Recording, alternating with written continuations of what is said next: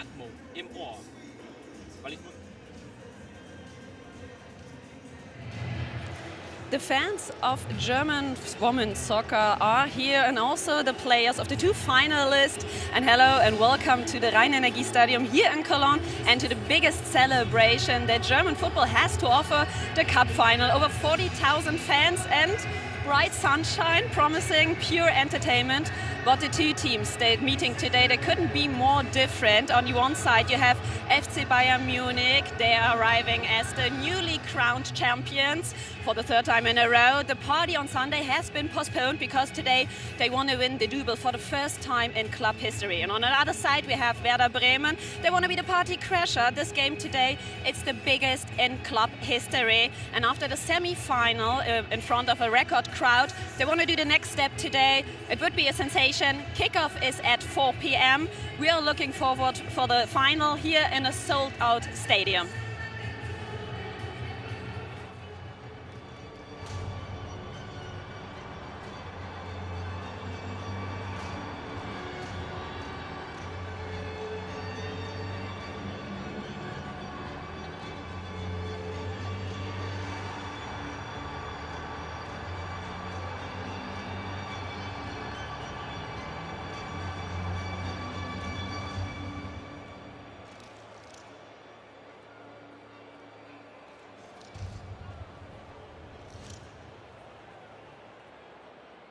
Und da wollen wir den Weg des FC Bayern München in dieses Finale nochmal anhand der nackten Fakten verfolgen. Hier kommen die Zahlen zu den vorherigen Runden. Es ging alles los beim SC Sand. Dort konnten die Bayern mit 6:0 gewinnen.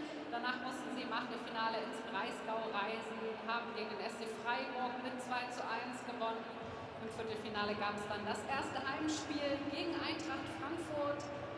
4:1 nach Verlängerung, und im Halbfinale gab es eine torreiche Begegnung gegen die TSG aus Hoffenheim. Dort hieß es dann am Ende 3:2.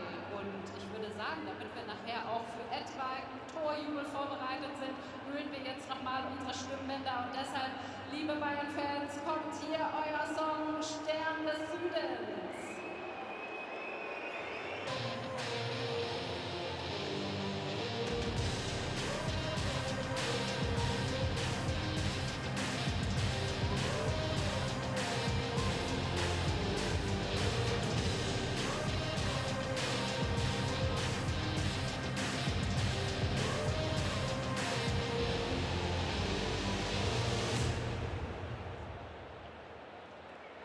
Liebe Fußballfans, meine sehr verehrten Damen und Herren, im Namen des Deutschen Fußballbunds begrüßen wir Sie und euch alle ganz herzlich zu diesem DFB-Pokalfinale der Frauen 2025 hier in Köln. Toll, dass so viele da sind. Zu den offiziellen Zahlen kommen wir natürlich später nochmal. Einen besonderen Gruß schicken wir erstmal raus an unsere Ehrengäste heute.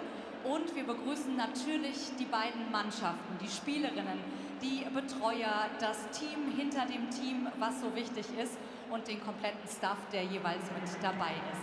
Wir hoffen und zählen auf euch alle hier in Köln, dass wir ein tolles Spiel, ein spannendes Spiel sehen, das natürlich im fairen Rahmen bleibt und an dem wir alle hier im Stadion und auch die Fernsehzuschauer zu Hause Spaß haben werden. Und an dieser Stelle geht wie immer natürlich am Schluss noch unser Gruß und unser Willkommen an alle Vertreterinnen und Vertreter von Presse, Funk und Fernsehen.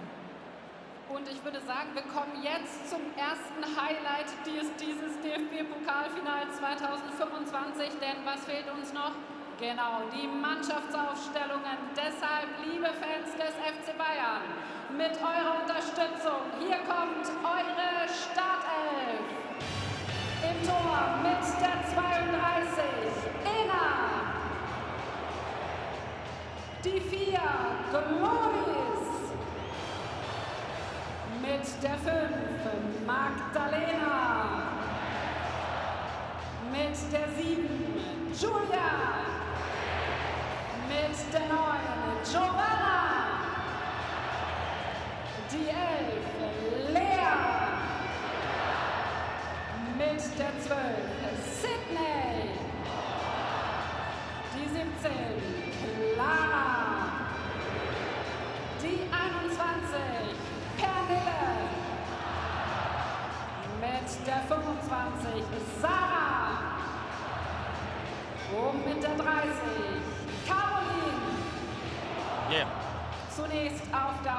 Doppelpack mit der Nummer 1 die Torhüterin Maria Luisa Groß, mit der 2 Linda Sembrand, mit der 6 Tuba Hansen, die 10 Linda Dahlmann, mit der 14 Alara Schehibla, mit der 16 Julia Zigiotti, die 20 Franziska Ketsch, mit der 27 Ariana Caruso und mit der 28 Michelle Ulbrich. Und das Team wird natürlich trainiert von eurem Trainer Alexander.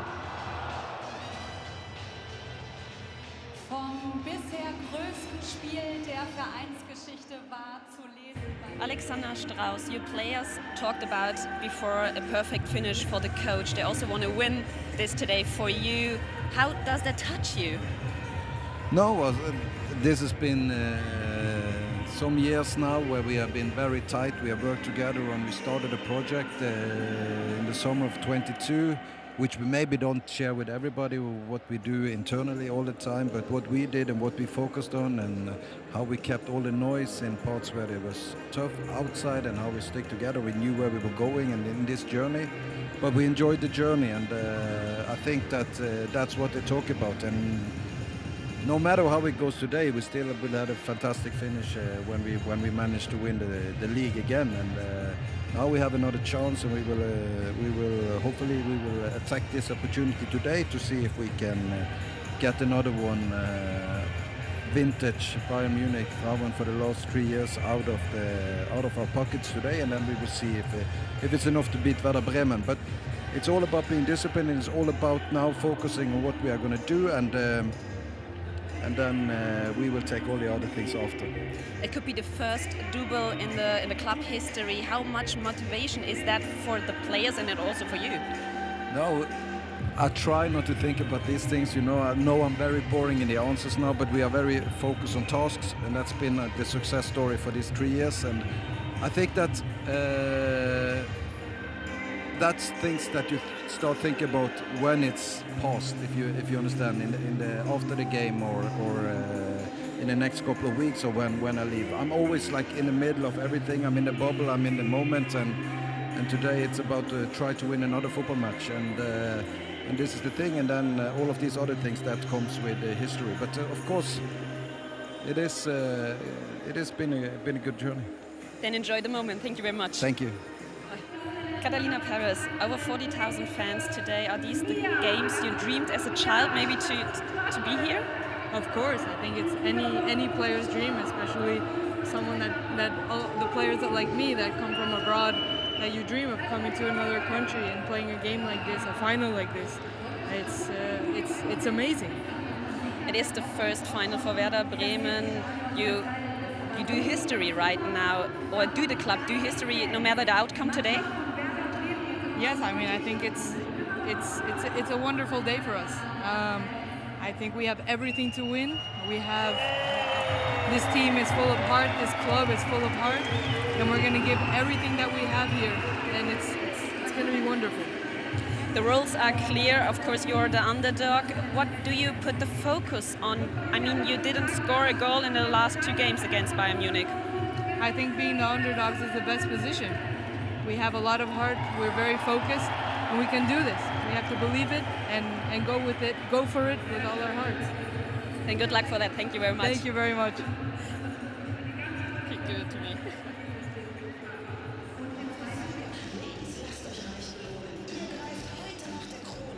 A laugh and welcome to the cathedral city of Cologne, which today plays host to a north-south showdown in the DFB-Pokal, their Frauen final. A festival of football awaits at a sold-out Rhein-Energiestadion, as for the first time in 11 seasons, we will crown a new champion in Germany's Soul Cup competition. Bayern München, fresh from defending their Frauen Bundesliga title, winning the Meisterschale for a 3rd straight season, now wanted to underline their status as the fresh, dominant force in German women's football by securing the club's first ever domestic double. Standing in their way, a Werder Bremen side firmly in the role of underdogs, making their first ever appearance in the final of the DFB-Pokal. But they're not here just to make up the numbers, they are here to emerge victorious. For both, this is not just their biggest game of the season, but arguably the biggest game in their respective club histories. Wolfsburg's decade of dominance as the only side to have their name etched on the DFB-Pokal in the last 10 years ends here today in the Cathedral City. But will it be Bayern or Bremen who assume the role of silverware successors? I'm James Surrogate, your match commentator, and delighted to have the pleasure of your company for one of the showpiece events of every season, all played to the backdrop of another sellout crowd and stunning atmosphere, or Stimmung, as they say here in Germany. These are the big occasions that players dream of when embarking on a career at the highest level. And while Bayern, you could argue, are more well-versed in moments just like today's, for many of the Bremen players, this afternoon represents uncharted territory in terms of the expectations and emotions attached to a game like this. The chance to play for domestic silverware, likely a once-in-a-career opportunity. And the question really is who will seize the chance at hand? Either way, history will be made today. And we've got the subplot of two departing head coaches as well. Alexander Strauss arrived as Bayern head coach with the remit to change the tides of dominance in German women's football, with Wolfsburg at that time the standard setters. In his 3 seasons since, the Bavarians have secured a hat-trick of Frauen-Bundesliga titles and knocked the She-Wolves off their perch. Having achieved what he set out to, Bayern have granted the Norwegian his wish to leave the club at the end of this season, but he leaves a legacy laden with silverware and significant progress on and off the pitch. Talking about today's opponents, Alexander Strauss said of Werder Bremen, they're in good shape, they're hard to break down, but if we do our job, we are better. Speaking of the underdogs, it was right after their semi-final win over Hamburg in the Nord Derby, played in front of a record-breaking 57,000 strong crowd at the Volksparkstadion. Head coach Thomas Horsch said his side don't have a chance against Bayern, but that Bremen want to take it. And it was Werder's head of women's football, Birte Brüggemann, who admitted that Bayern and Bremen are worlds apart, she stressed. But she also made it clear that the experience, no matter the result today, will remain forever for both the Bremen players and the Bremen fans, who have certainly made their presence felt pre-kickoff here at the Rhein-Energie-Stadion.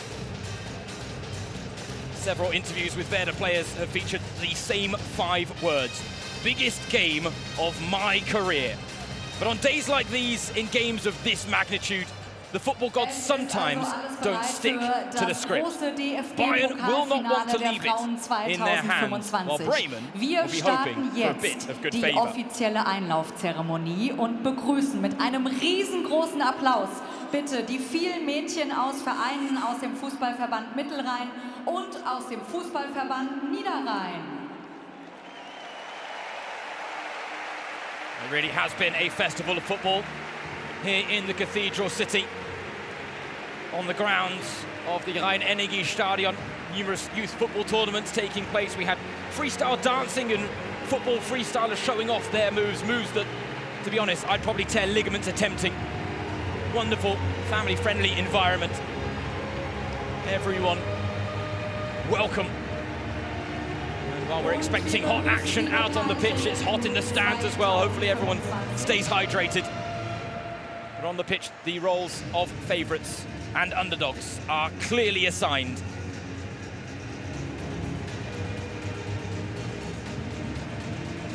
This is the 45th DFB-Pokal der Frauen final, and the 16th to be played here at the Rhein-Energie-Stadion in front of a crowd of 44,400. Here in Cologne, they say home is where the dome is. The cathedral that gives the city its nickname casts an impressive figure on the city skyline, but this stadium is just as important as a place of worship for the football faithful in this vibrant and vivacious place. Sat on the banks of the River Rhine. Glorious conditions here today. Then again, I can't remember the last Women's Cup that wasn't played on a day like today with a backdrop like this, blue skies and sunshine. What an afternoon it promises to be.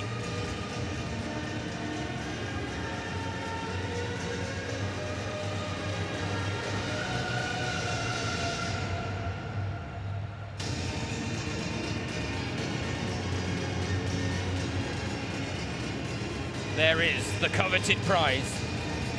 11 kilos in weight. The question, who will get their hands on it at the end of the next 90 or perhaps 120 minutes or more of action. Und wir begrüßen jetzt die Pokalträgerin 2025. Sie ist Weltmeisterin, Pokalsiegerin und 137-fache Nationalspielerin. Mittlerweile Direktorin Frauenfußball beim VfL Bochum. Hier ist Anike Kran. Hat eine besondere Verbindung. The trophy presented by Anike Kran, legend of the women's game here in Germany. Hat sie das entscheidende Tor geschossen und Duisburg damit zum Pokalsieg geführt. Anike Kran.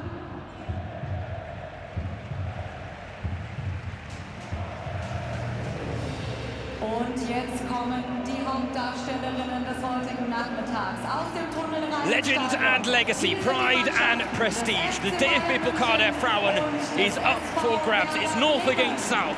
Bayern versus Bremen. Red and white taking on green and white. Mir san mir against grün-weiß. Ein Leben lang. Two sets of warriors ready to battle it out in a season-defining fixture with historic honours at stake.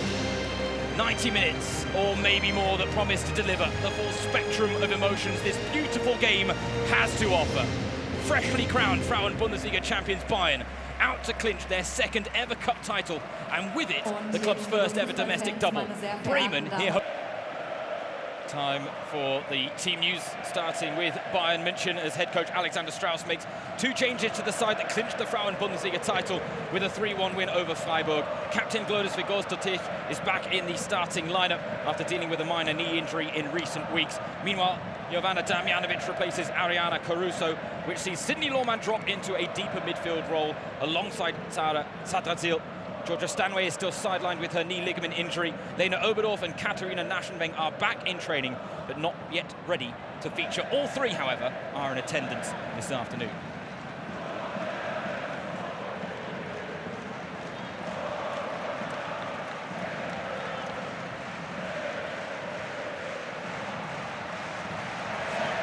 Our referee this afternoon, Annika Kost. It's her first final. Said it's a dream made for her as well. Admitted that she too will have gotten goosebumps in the tunnel, just like the players. Backed up by Jasmin Matiszak, Jessica Bergmann and Annalena Heidenreich, and we do have video assistance in effect. As for the visitors' starting lineup, no less than 4 changes. Following the 3-0 win over Carl Zeiss Jena, there's a shake-up at the back as Kaylee Joy Ronan joins Hannah Nemeth and 18-year-old Maria Penner making her DFB-Pokal debut in the back line. Rina Wichmann and Rika Diekmann provide fresh legs on either flank, while Tuana Mahmoud returns to the fold to add her talents alongside fellow stars of Germany's under-23 setup, Larissa Mühlhaus and Sophie Weidauer. Weidauer set to leave the club in the summer, but can she add to her 2-goal cup heroic from the semi-final win against Hamburg? The message from the Bremen fans, from derby win to cup win. They are dreaming big. They're the two head coaches, Alexander Strauss and Thomas Horsch, both set to leave their respective clubs in the summer, but both want to provide the perfect parting gift. Alexander Strauss has already delivered a 3-peat of Frauen-Bundesliga titles to go along with the Super Cup one at the start of this season. But could he deliver the first ever domestic double for the Bavarian Giants? Or will it be Thomas Horsch, after back-to-back record-breaking domestic campaigns in the league? Could the fairy tale cup win be that final step? Incredible development over the last couple of years for both of these sides on and off the pitch. Werder Bremen players taking one moment in the Bayern half just to recognise the Bremen fans that have made the trip here. And I'll tell you what, there is a sea of green and white to my right, and there's a sea of red and white to my left. Bayern will be playing towards their fans in the first half. Likewise goes for Bremen, and of course then it's towards enemy territory in the second half.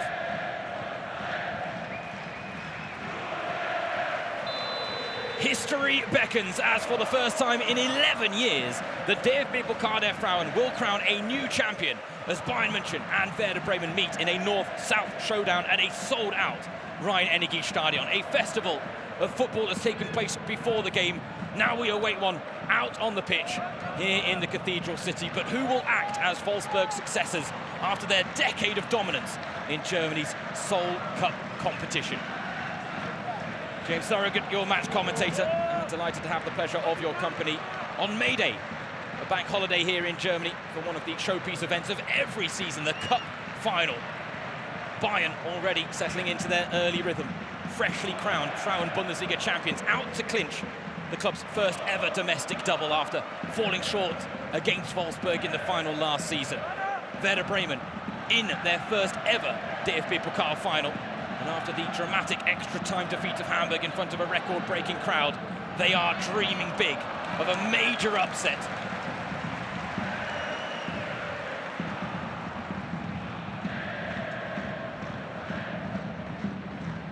Plenty of Bremen players and head coach Thomas Horsch admitting that Alexander Strauss and co have a world-class setup, one that they will have to try and annoy to the maximum. Can they make life difficult? General consensus when you talk to many of the fans on the #1 Straßenbahn, or the tram to the Rhein-Energie-Stadion, was that an early goal would be disastrous for Werder Bremen if they were to concede it. And if they could get one, then it could make things very interesting.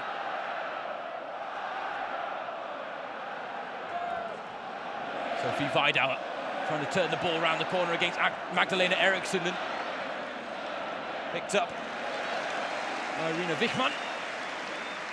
Get the first foray forward for the side from the great state of Bremen. Ina Mahmutovic, the Bayern goalkeeper today.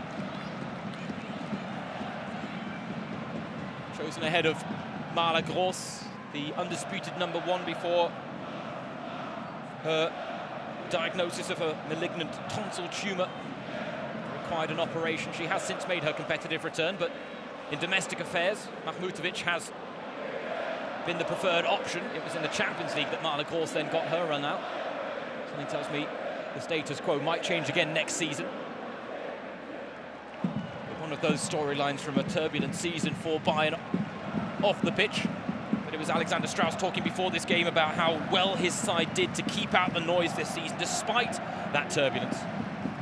For Thomas Horsch, after 4 years with Werder Bremen, he has turned them from a yo-yo club into an established Frauen Bundesliga side. That was his remit when he took charge. And he leaves on the high note already of a record-breaking campaign. 29 points picked up in the Frauen Bundesliga, beating the record they set last season with 28 points, but more importantly with 2 games still to play.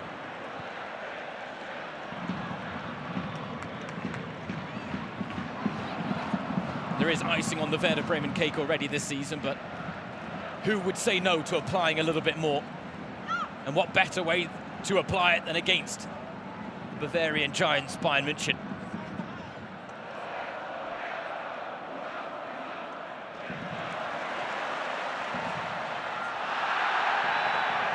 Into the handball there, and no advantage evident as Sidney Lohmann is penalised. Protests her innocence, claiming it was a natural movement. She had already committed to ground. The arm was certainly well outstretched.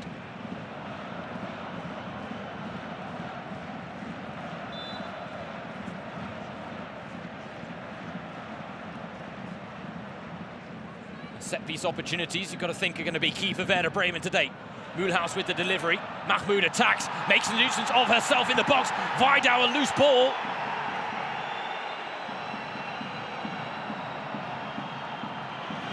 Marabou comes away with it but can't complete the clearance. Questions being asked of the referee. There were penalty appeals from the Werder Bremen faithful of potentially a handball in the mix there, and would have been Lea Schuller, the guilty party. And while our referee Here today at the Rhein Energie Stadion, Annika Kost is making her first appearance in a DFB-Pokal final. The video assistant, Katrin Rafalski, and her assistant, Dr. Reem Hussein, are two of the most experienced in the business, especially big games like this. And they will be keeping a keen eye on everything in the Kölner Keller as Gwyn breaks into the box. Cross comes in, it's off the woodwork. Turned back in, and Bayern have an early lead. It's Leia Schuller who breaks the deadlock in the DFB-Pokal der Frauen final. And the first goal comes early for the side chasing a domestic double. Less than 6 minutes on the clock, and Leia Schuller has the Bayern bench on their feet and the Bayern fans in raptures. Just the start that Alexander Strauss would have wanted. A hairy moment for Werder Bremen that they do not survive.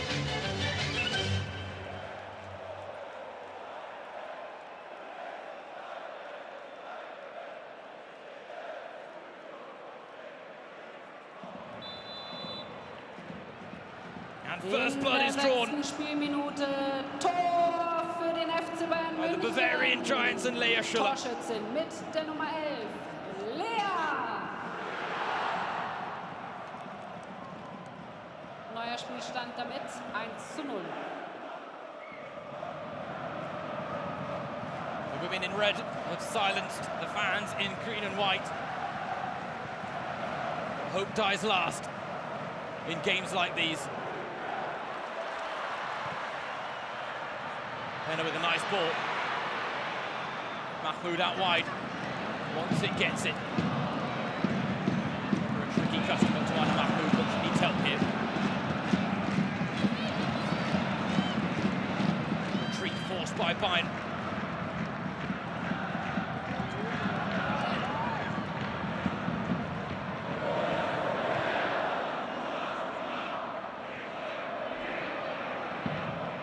Leia Schuller might not be having her most prolific season, but I tell you what, she might just have scored one of the most important goals of this Bayern campaign.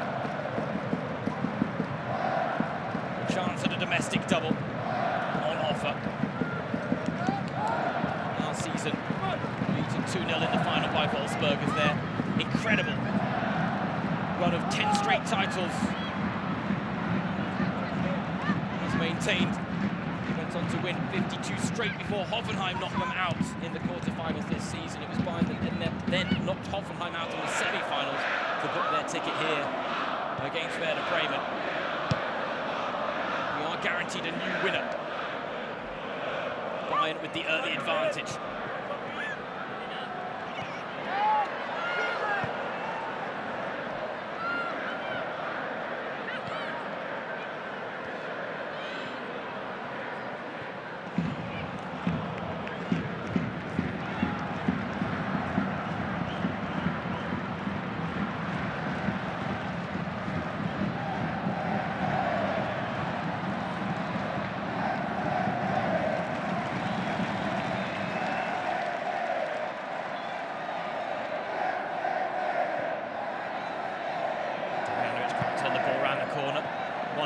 By Lawman, who continues the run, breaking the lines, looking for Clara Bühl. Pass cuts out. And now the chance in transition for Werder Bremen. Mahmoud's on the move, found by Vidal. She's got three in the middle to aim for with this cross, but spilled by Mahmoutovic, but Mulhouse can't get there.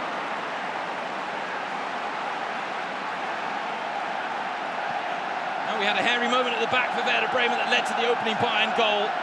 The difference in the early exchanges is that Bayern survived the scare inside 10 minutes. Mahmoutovic just getting that one all wrong.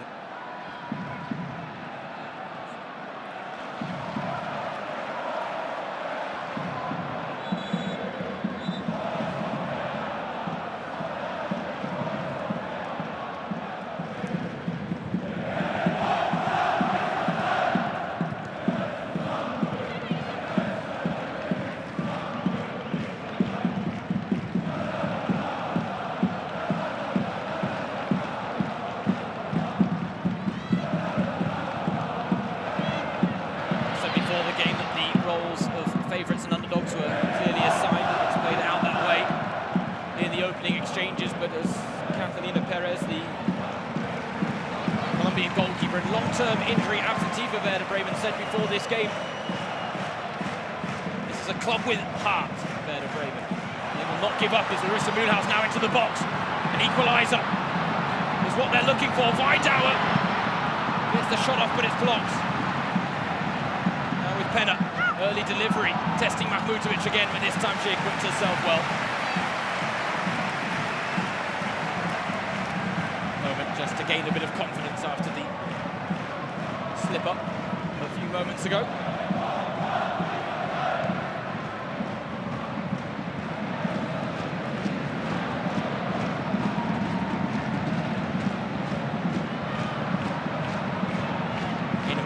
The only player in the Bayern ranks for whom this is the first final appearance. For Bremen, goes for pretty much their whole entire side.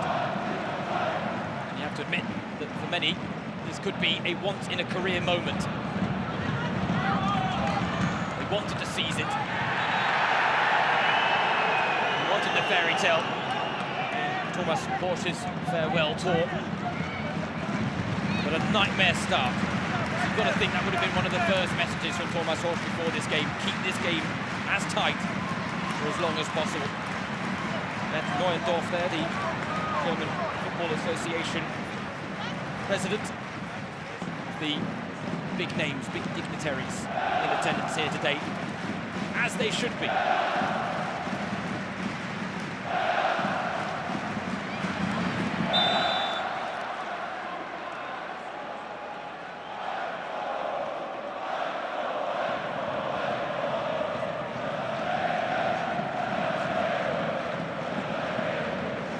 To the final for Werder Bremen.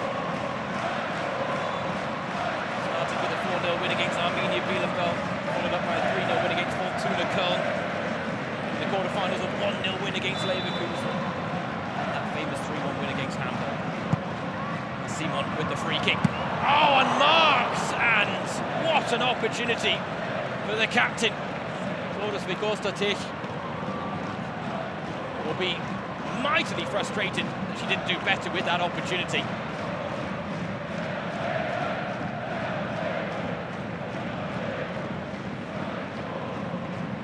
And just to clear up as well, the key in the goal for Bayern was that the touch came off the Werder Bremen player after Lea Schuller's initial header. Illerharder was coming back from an offside position. It didn't affect the play. Eriksson stayed down after a hefty fall. Following an aerial challenge, Tattelsill then with a foul on Mühlhaus.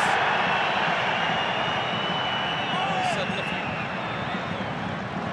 flair in this cup final. And asking why there wasn't a foul. The challenge on Eriksson was quite nasty from Tattelsill. On the stretch. Used every inch of the studs.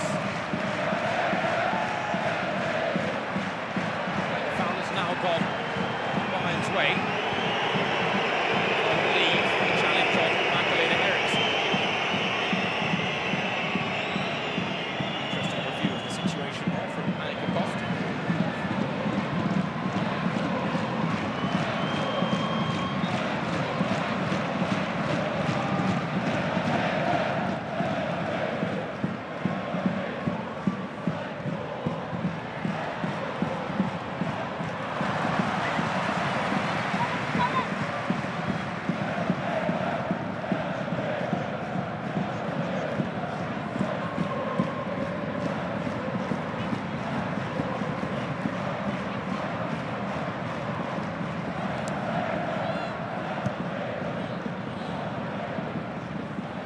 Early vertical passes, certainly part of the game plan for Werder Bremen. They've got to find purchase. They just can't be aimless in conceding possession back to Bayern.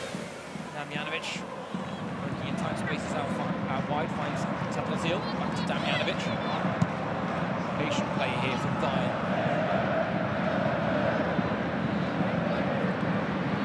It's ball into space, but cuts out before he can find Tyra Good.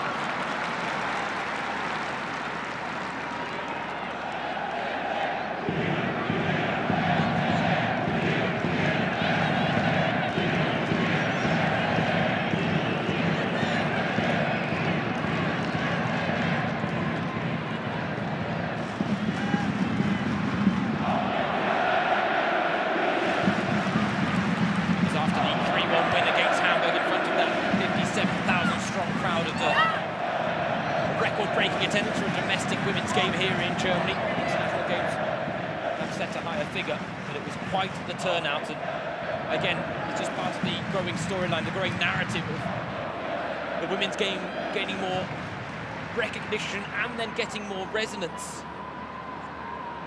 amongst the fans as well. No less than it deserves. In fact, the attendance figures are claiming headlines. Really shows the progress being made. Lea Schuller, the goal scorer, played through by Clara Buhl, and Bremen are under threat again here. Lea Schuller for a double! Quinn trying to keep the chance alive. That would have been the story. Bayern en route to a double. Lea Schuller, double in front of goal. Harder trying to pick up the pieces, and she wasn't far away from getting on the end of that one. Bayern firmly on the front foot here. Whose delivery now is met by Pernilla Harder. She was the hat-trick heroine in the semi-finals against Hoffenheim as Bayern came from 2-0 down to win that 1-3-2. Incidentally, her second hat-trick of the season against Hoffenheim. She scored one in the Frauen-Bundesliga as well. Her goal-scoring talents need no teeing up this season. 13 goals in 20 in the Frauen-Bundesliga, 22 in 33 in all competitions, including that hat-trick against Hoffenheim. Alexander Strauss believes Pernilla Harder is still underestimated. She is still one of the most unpredictable players out on the football pitch. Everyone knows how talented she is, how dangerous she is, and yet somehow she still finds space to do the damage. Title winner extraordinaire in her career as well. She's talked at length about playing to win titles.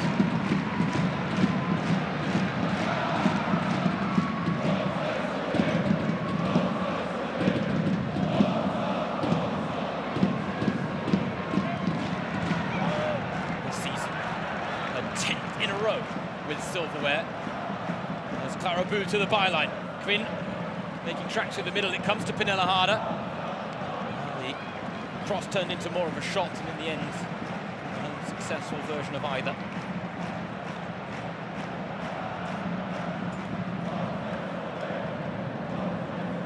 Thomas Horsch, before this game, talking about two hearts beating for Werder Bremen, said that they're proud to be in the final, but that the team want to take their chance, want to make life as difficult as possible for Bayern. They didn't want to come here and just make up the numbers. They knew they were firmly in the role of underdogs, as they are every time they come up against Bayern. You look at the track record, you look at the hopes of an upset today, and let's be honest, they were slim even before a ball was kicked, because in the 18 previous meetings between these two sides, Bayern have won all 18.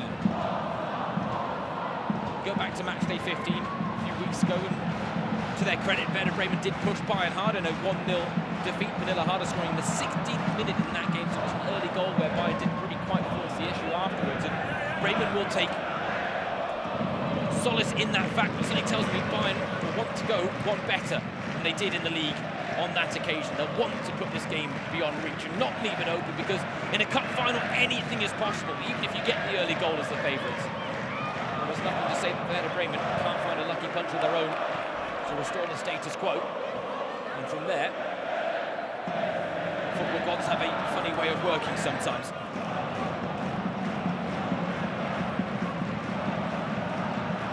Interestingly, Werder Bremen will be received at the town hall, the Rathaus, tomorrow, irrespective of the result here today. As recognition of their work in women's football, recognition of the progress made in recent seasons, recognition of Thomas Horsch before his final farewell. Match day 22 of this season, home soil against Freiburg. If they win Werder Bremen, they will have the honour of signing the Goldene Buch, the Golden Book. It's a tradition aimed at recognising the most famous guests, honouring them as well. Incidentally, the men's team for Werder Bremen last honoured in that regard in 2009.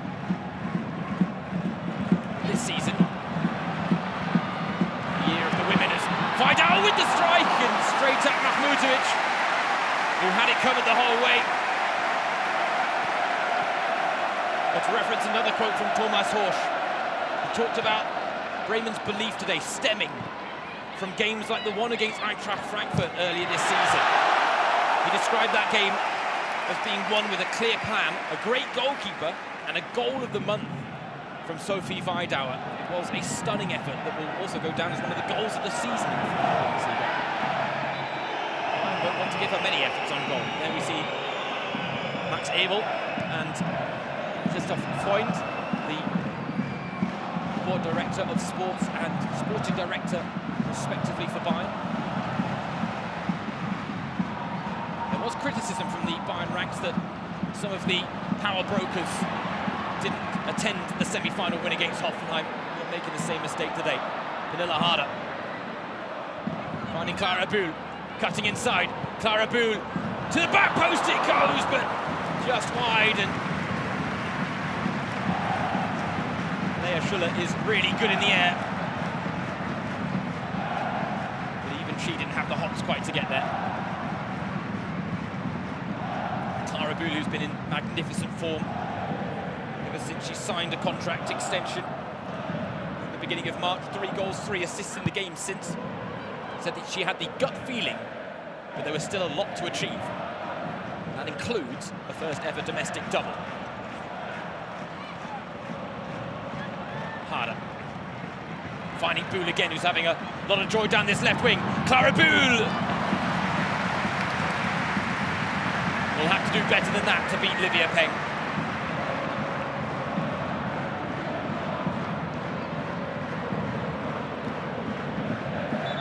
Again, Bremen will not want to give Bühl many goal-scoring opportunities. Right now, but of course, concern for Maria Penner, the young 18-year-old, who in recent weeks has really blossomed as part of the Werder Bremen side. Today, making her DFB-Pokal debut against Bayern München, no less. So she's picked up an early injury, which would be a tough way for the story to end here today. But it does provide us a chance for these players to take on some hydration, because, I tell you what, glorious conditions this May Day here in Germany. In Bavaria, you would call it Kaiserswetter, Emperor's weather. But admittedly, that is a term more often used in Bavaria, not the rest of Germany. Nevertheless, I can't ask for much more on a day like today. Thomas Horsch holds counsel, but I'm not sure Maria Penner is going to be able to continue here. Getting the change ready, Lara Schmidt there, the summer signing from Nuremberg, just going through the warm-ups.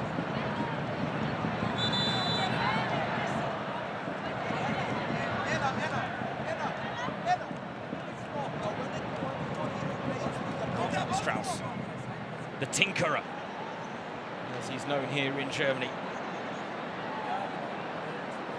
Operates like a chess player, with geometry in mind, a big lover of angles, diamonds and triangles.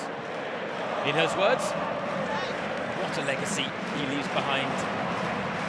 3 years in charge, 3 Frauen Bundesliga titles to go along with the Super Cup, won this season in the inaugural edition of that particular competition.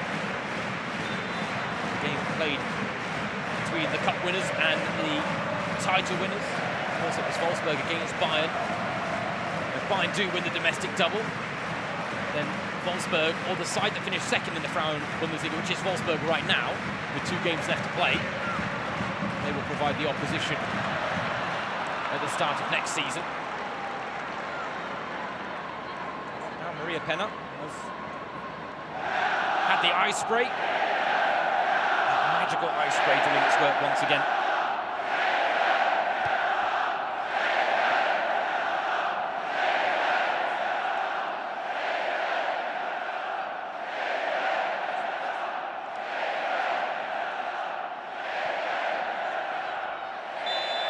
Damjanovic on the turn, wrestled to ground by Lina Hausiker.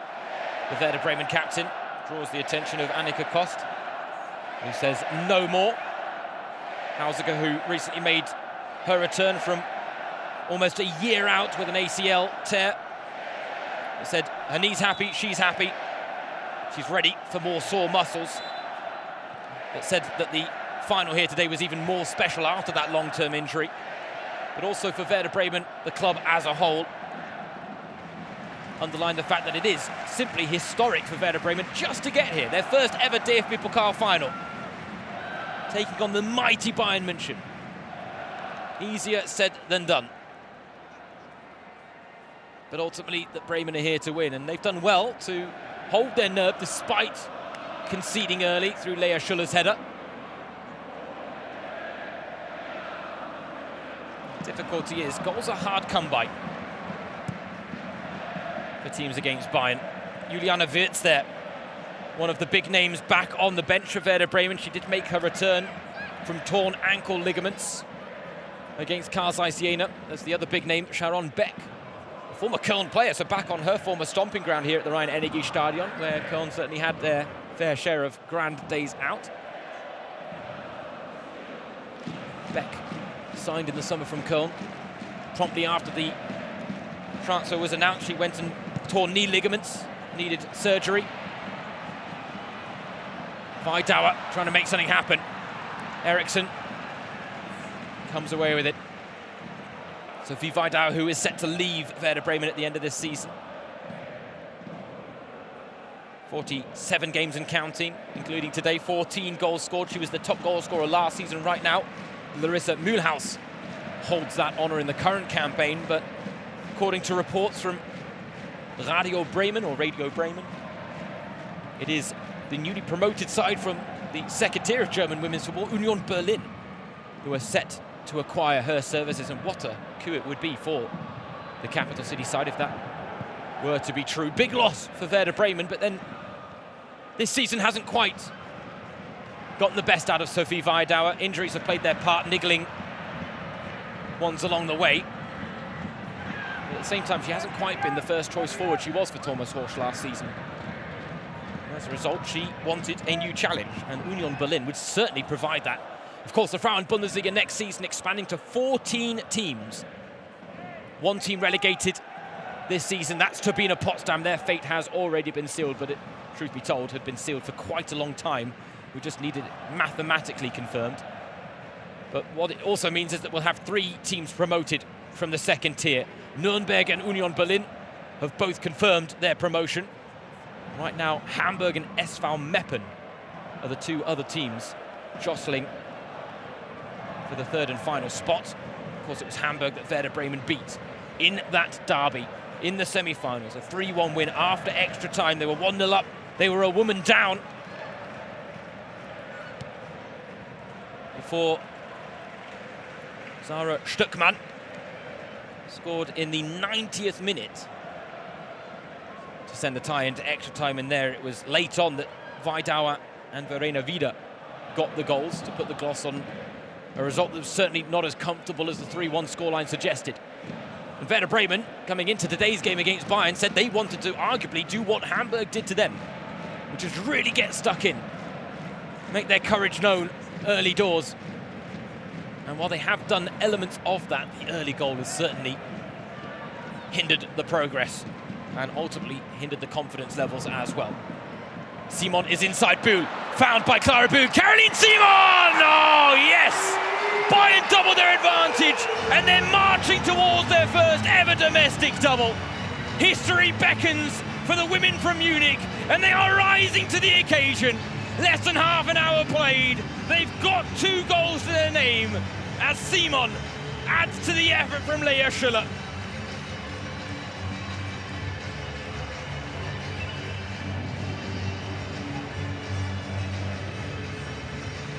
The Bavarians are a title-winning machine under Alexander Strauss. But again, it's gorgeous combination play down the left wing, tearing Werder Bremen apart. Simon makes the attacking run from left back. Bühl with the wonderful reverse pass, and then what about this for a finish? Peng gets a touch, tries to make herself big, but can't keep it out.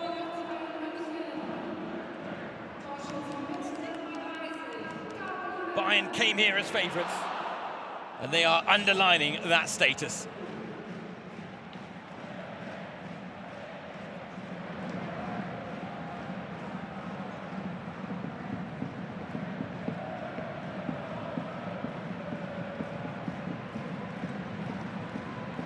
It was Hoffenheim who did Bayern the almighty favour of knocking out Wolfsburg in the quarter-finals. Because if you look at Bayern's record in this competition, certainly not their first rodeo in the final. They've only won it once before, back in 2012. A 2-0 win against FFT Frankfurt on that occasion. And in the last 8 seasons, Wolfsburg, the side that have knocked Bayern out. Now the She-Wolves are out of the way, and Bayern might just be the first new title winner in the DFB-Pokal in 11 seasons.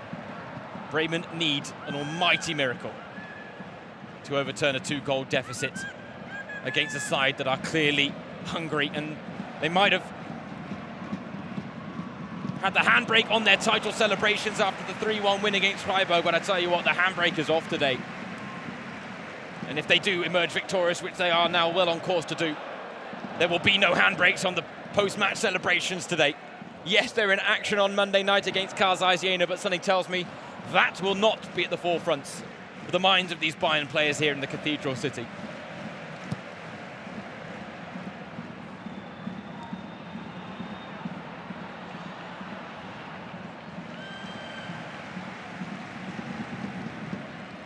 Rana Mahmoud. Bremen need a lifeline.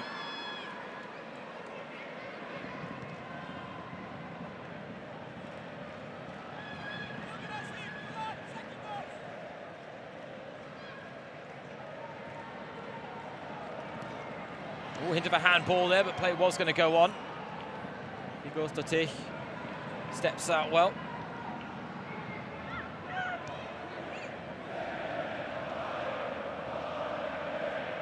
Nilla battling away, inserting herself, so too to Sydney Lawman, and she's done well there to find Clara Bühl.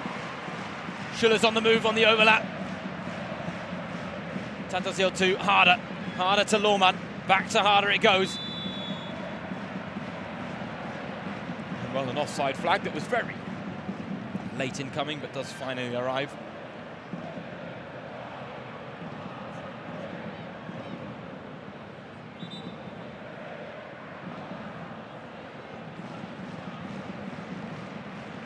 For a second time in this first half, Maria Penner, the young 18-year-old, is down. She's taken off her shin guards, and I don't think we're going to be able to see her continue now, because Lara Schmidt is ready on the bench.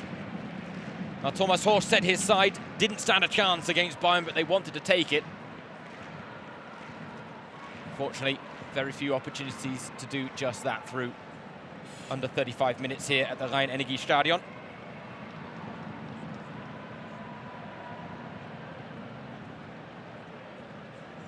We get to revisit the wonderful wing play that has done all the damage for the Bavarians. Olivia Peng committed to try and get to the cross, found herself out of position as Schuller's header was put back into the mix. And then down the left, Caroline Simon from the tightest of angles, finding the roof of the net with a thunderous effort.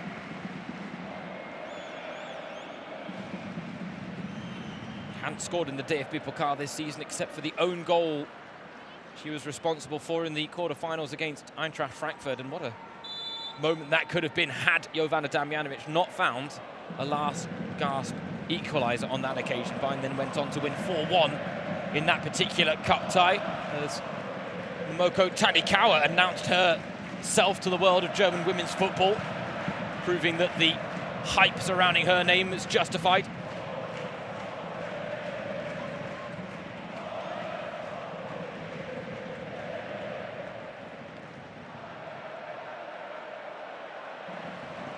Rina Wichmann losing out.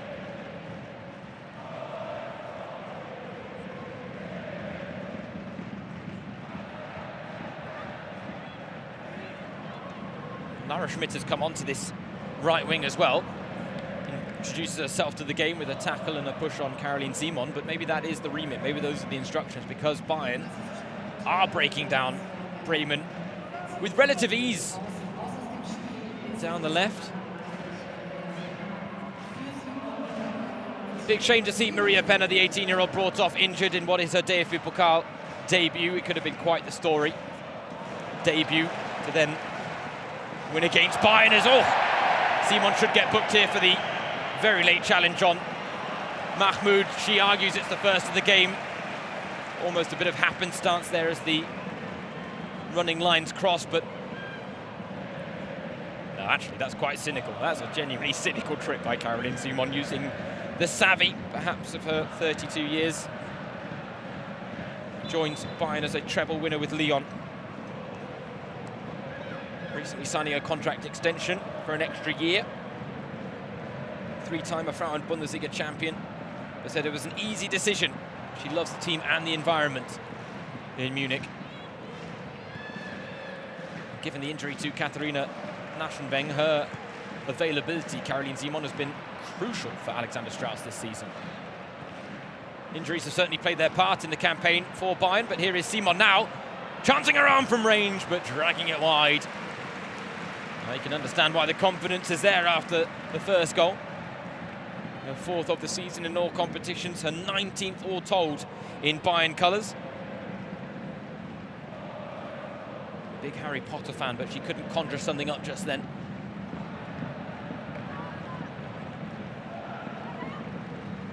Mahmoud trying to pull out all the tricks from her particular personal bag. Didn't quite pull it off there, and might be one of those days where it might be wiser sticking to some basics against Bayern.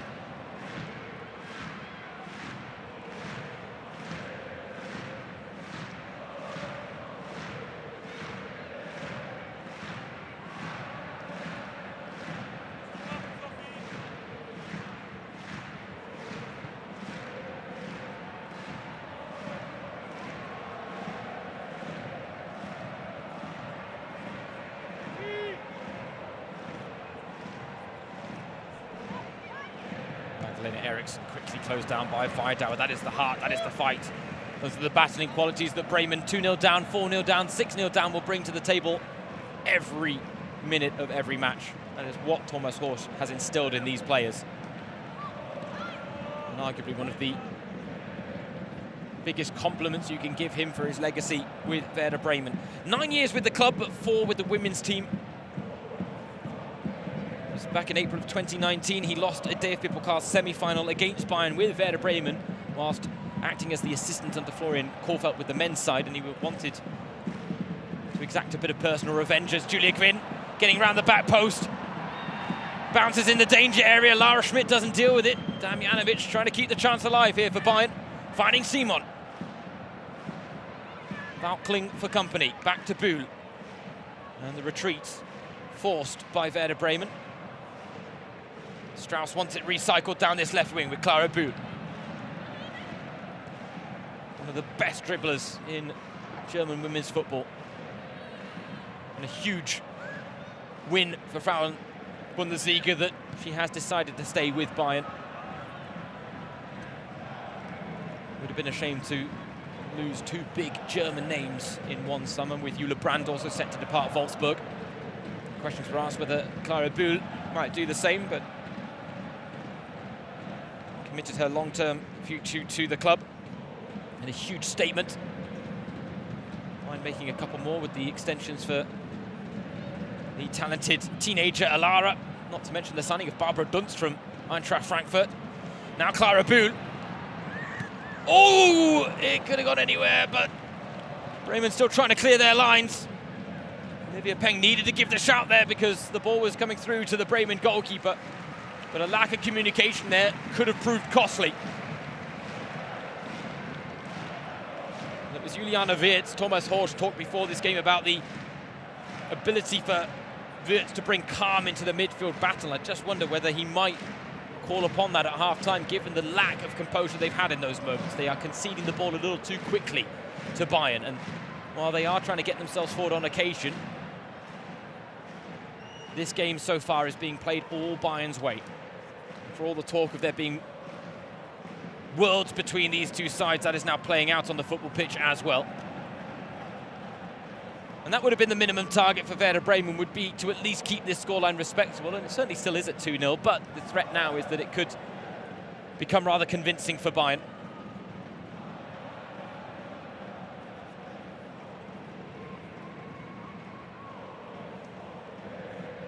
We've talked about the legacy of Thomas Horsch. Well, thanks to a 2-1 first half advantage, Bayern are 45 minutes removed from making club history with their first ever domestic double. Werder Bremen haven't given up on the dream of a fairy tale finish to their cup campaign, which has delivered them to this showpiece event for the first time ever in their club's history. They were the underdogs, Bayern the favourites, and while it has played out that way with a 2-1 lead so far for the Bavarians, 45 minutes of cup action in a game in which you feel like anything is still possible. The stadium DJ at halftime providing a playlist that had many a tune with the theme of a miracle. That is what Werder Bremen need. It's what they needed at the start of play, and it's certainly what they needed when they fell 2-0 down. Goals from Lea Schuller, Caroline Simon. The arrears then reduced by Rika Diekmann. Right now we've got a tangle and a knock of knees between Julia Gwynn and Larissa Mühlhaus. Mühlhaus has stayed down. Gwynn is back to her feet. Meanwhile, Bayern break. They're not going to put the ball out of play. No mercy to be shown in the cup final like this. Buhl trying to get into the box, but it's Sophie Weidauer, the striker, tracking all the way back there to do the defensive duties. And right now, attention turns to Larissa Mühlhaus, top goal scorer for Werder Bremen this season. 11 goals in 22 appearances, including 3 in the cup, 2 against Arminia Bielefeld in round number 2, and she scored the all-important winner against Leverkusen in the quarter-finals of a 1-0 victory. Yeah, that's one that will certainly rattle the joint. Mühlhaus just trying to squeeze her way through. In the end, the space is too tight.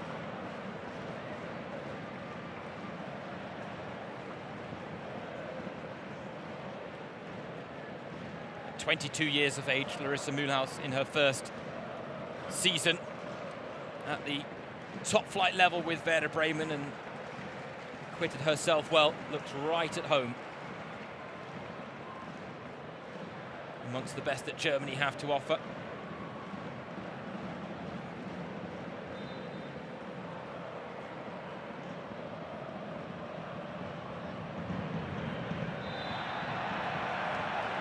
Mühlhaus is ready to come back on the halfway line right now.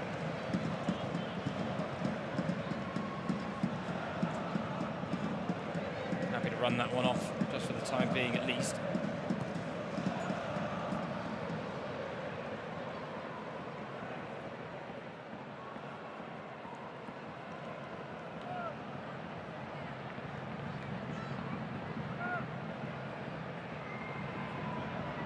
There has been a festival of football here today in the cathedral city of Cologne.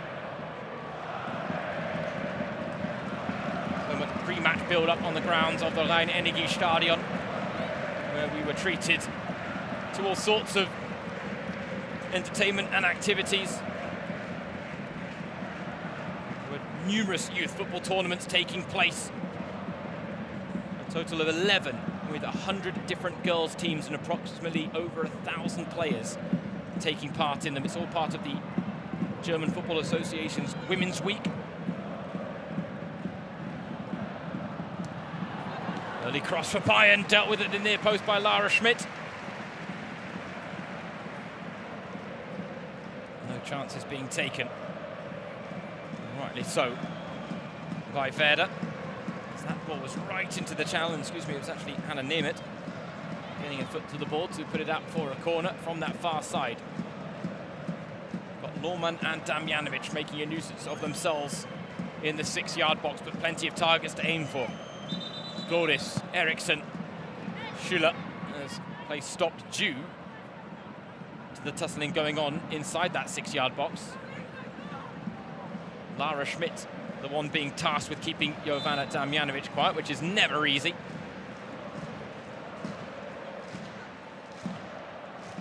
Plenty of movement off the ball. Oh, and a slip from Clara Boo. Well, a world-class talent, but human after all.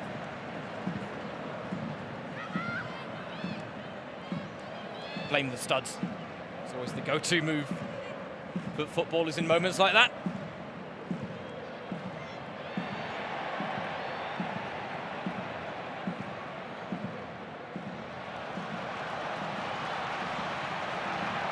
Flick on to Mühlhaus, and Bremen are on the move again. This is the game plan as Mühlhaus goes past Eriksson. And past Claudis again, and gets the free kick here. And the Bremen top goal scorer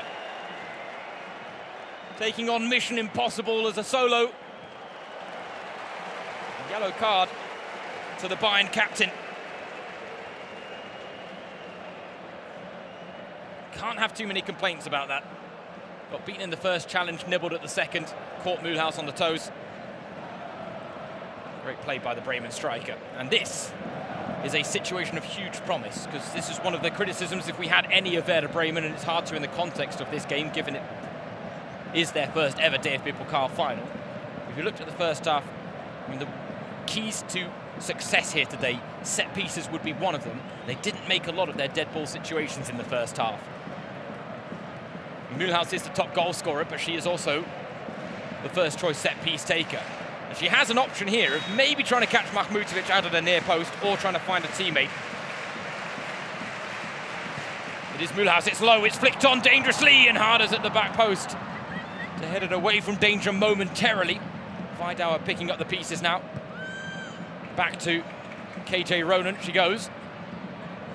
Ronan trying to clip it out wide, attacked by Mühlhaus. Now Hausiker with a strike. And not a bad effort. Never enough to trouble Ena Mahmutovic.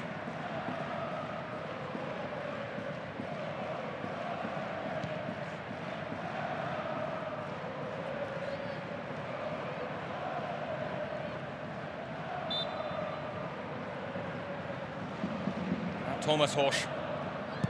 He will leave as Werder Bremen head coach on the high note of another record-breaking season. Back-to-back league campaigns in which they have posted a new record-breaking points tally.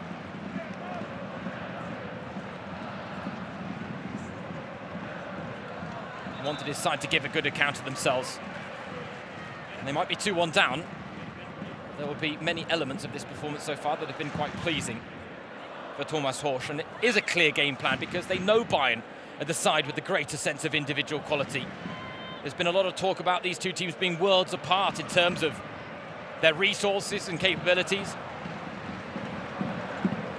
But 2-1, anything's possible. Bayern, no, they need another goal. Simon's already got one, but deflection on the effort took the pace off that shot, making it quite comfortable for Livia Peng in the circumstances. Simon clearly has been given the remit and the freedom by Alexander Strauss to maraud into those inverted wing-back positions. Certainly one of the key facets of Bayern's performances, and genuinely, if you go back to the second goal scored by Simon, she gets the finishing touch, but I tell you what, the passing move that built up to it was nothing short of spectacular. From back to front, they found the perfect angles, they made the perfect shapes. Alexander Strauss, the master tinkerer, the fan of angles, diamonds and triangles, would have taken great pride in what I'm sure he would look at as a vintage Bayern goal. And now they're looking for another. Clara Bühl, one-on-one with Hausiker. Clara Bühl goes it alone, and Hausiker just about stands her ground. Bayern, though, are looking for that third goal. And once again in the ascendancy at the start of this second half, as they were for much of the first. We are going to get a change here, though, for the women in red. Tuva Hansen is coming off the bench. An early switch here, but I think it's going to be after the corner. Truth be told, given the lack of injuries, there's no really obvious candidate in the Bayern ranks for Hansen to come on for. But now, corner. Simon. Oh! Damjanovic in the 6-yard box, gets the shot off, but somehow it doesn't make its way through all the bodies. Our time just seemed to freeze there in the Bremen box for a moment. Almost to the benefit of Jovana Damjanovic. When time stood still, so did all the bodies, and there were enough in the way to get the block on the shot. And Bremen will have been well aware they would have had to ride their luck at times tonight. Moments like that, where the fine margins can sometimes play against the underdogs, so far haven't punished Werder too brutally.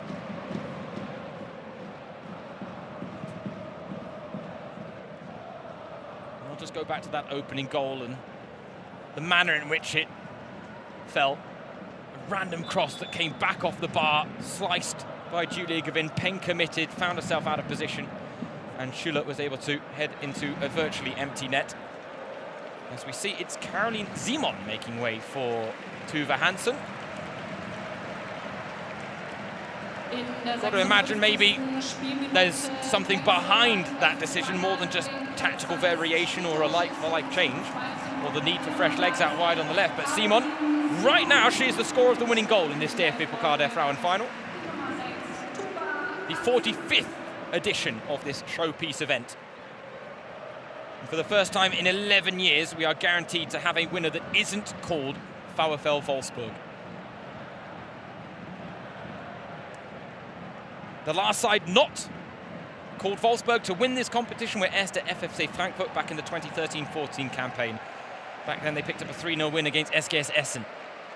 Since then, the She-Wolves have dominated. 10 straight titles, 52 straight wins, ended by Hoffenheim in the quarter-finals. And now Bayern, given all the talk of a changing of the guard in German women's football, want to underline the fact that they are now the new, fresh, dominant force.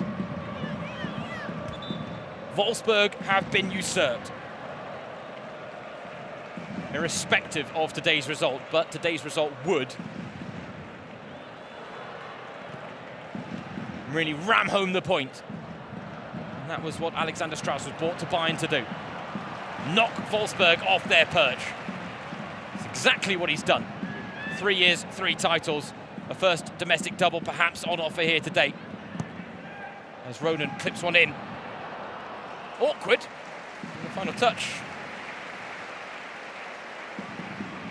was off of Rika Diekman.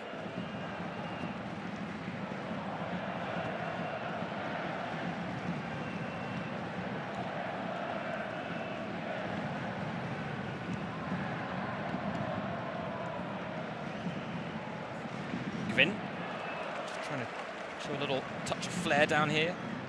Closed down by Wichmann. Julia Gavin, the new German national team captain, after Christian Wuck stuck with his interim decision in the end.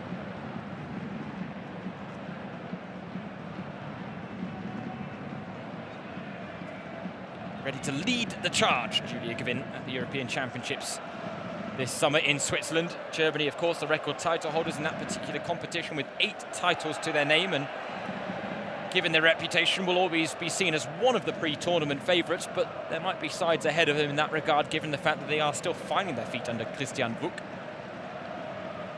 The period of transition has been more testing than maybe many would have assumed, but it's not just a change of head coach, but really a ushering of a new era under Christian Wuck. Bühl is part of that new era, one of the stars of it, and already has 1 assist to her name this afternoon. Can't add a second on that particular occasion.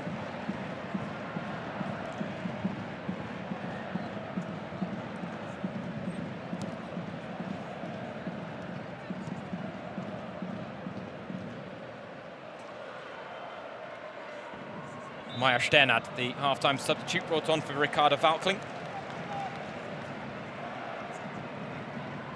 Hasn't quite made an impact on proceedings just yet as we approach the hour mark.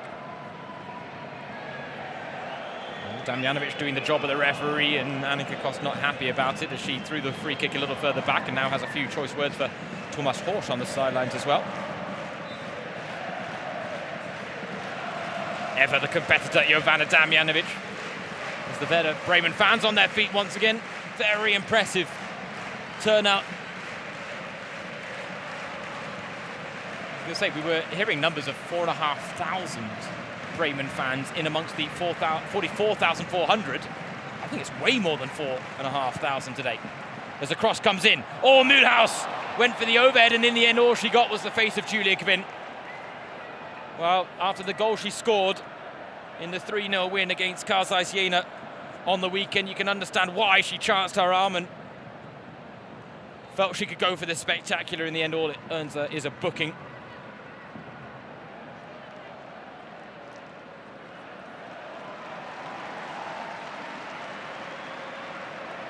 Nina Hauser, the Bremen captain, can protest the innocence on the part of Mühlhaus, but falls on deaf ears.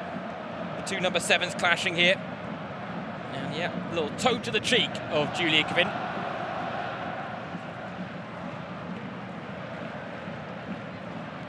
Just over an hour played here at the Rhein-Energie-Stadion, and the fact that Bayern haven't found a third goal seems to be filling the Bremen fans with growing belief and growing confidence.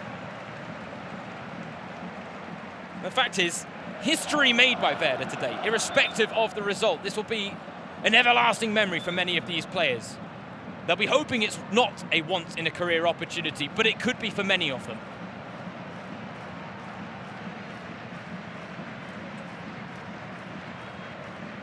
But Rika Diekman's goal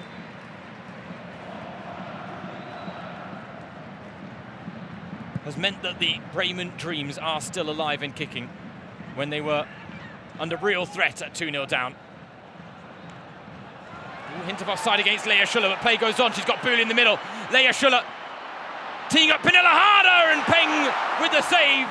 Bühl into the face of Lara Schmidt, who goes down in a heap, but Bremen do clear their lines, and now a head injury will stop things. Understandable on a hot day like today that the better safe than sorry approach is taken, but I think Schuller was onside there. So this goal would have stood had it been scored, but Peng, what a save to deny Harder. And in the end, Lara Schmidt just simply putting her body on the line. She will happily accept taking a ball to the face to prevent Bayern making it 3-1. Great goalkeeping from Livia Peng, so sharply across her box to make that save at full stretch, underlining her talents once again, of which they are great. Recently celebrated her 23rd birthday. Hasn't maybe been called into action as often as she would have anticipated today, but then the two shots that she has faced, unable to get a save on either of them. Now, that was a really strong moment. As we see here, no hint of a handball whatsoever, right off the chinny chin of Lara Schmidt, who is a warrior in her own right, but has to go off the pitch now, having received treatment, so momentarily Werder will be down to 10 women.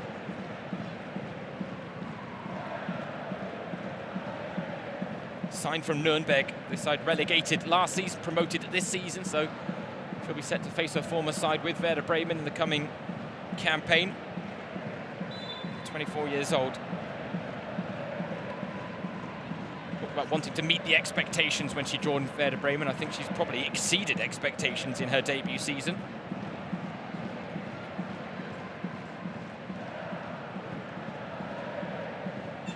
Route 1 from Livia Peng. Claudius Vigorstotich and Magdalena Eriksson will both gobble up those opportunities all afternoon. The battle out wide is won by Bayern in the end. There we see the German national team head coach, Christian Wuck, an interested onlooker with plenty of German talent on display here today.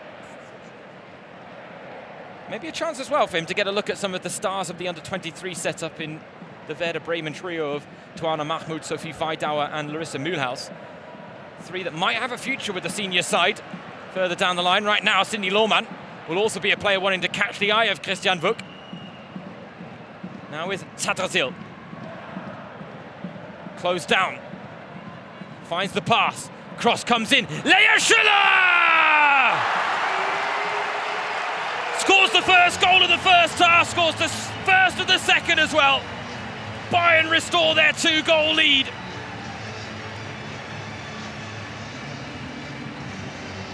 Alexander Strauss, the head coach, called for a vintage Bayern performance in this DFB-Pokal der Frauen final. It hasn't all been vintage, but they've now got 3 goals to their name. The 2-goal advantage restored, and Lea Schuller is stepping up as a big game player here at the Rhein-Energie-Stadion. Great movement, great leap. And on the day that Bayern are chasing a domestic double, she doubles her goal tally. Ice cold finishing from Lea Schuller. And Bayern move a step closer to club history.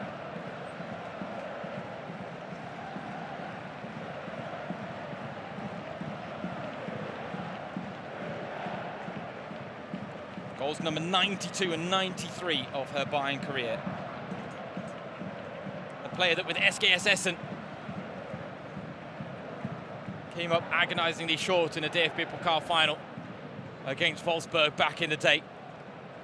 Not the case this time around.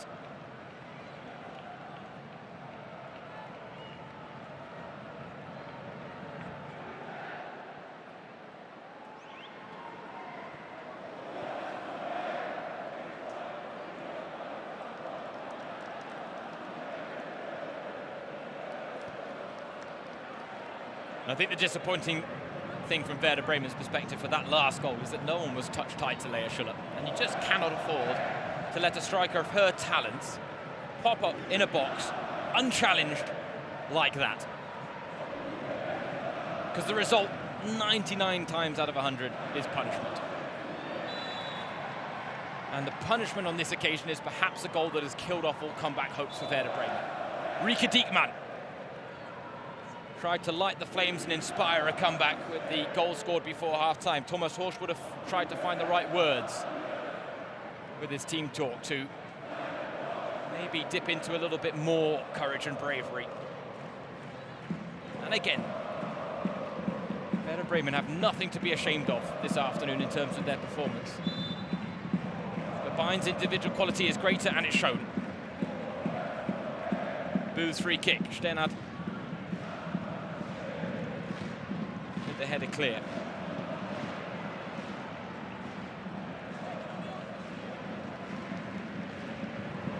It's after the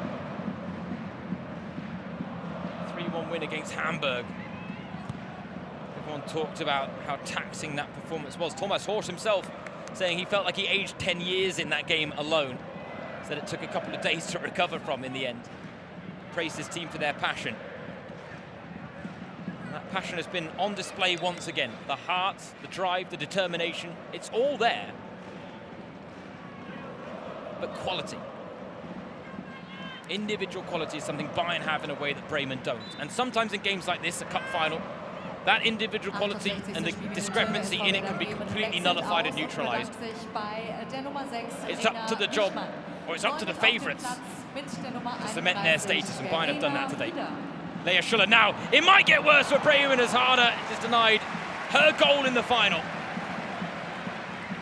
A couple of chances now for the prolific Dane, one of the greatest strikers German women's football has ever witnessed, whether it be with her time with Wolfsburg back in the day, where she won no less than 4 league and cup doubles in 4 seasons.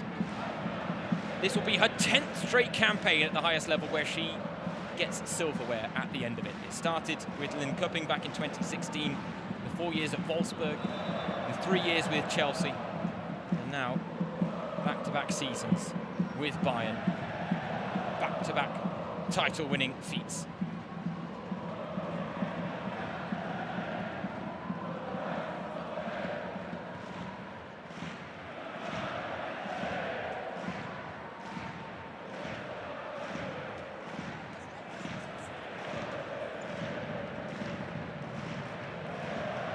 Certainly a day to top up the tan, but sun cream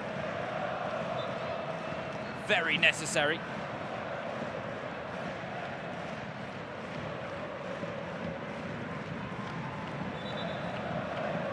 Now there, the Bremen fans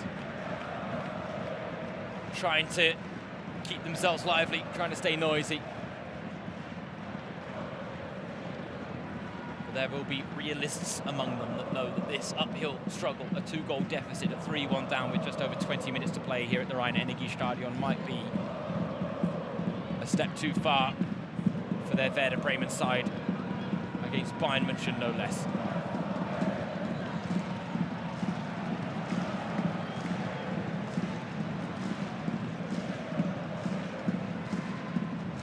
Hill battling away and earning the corner.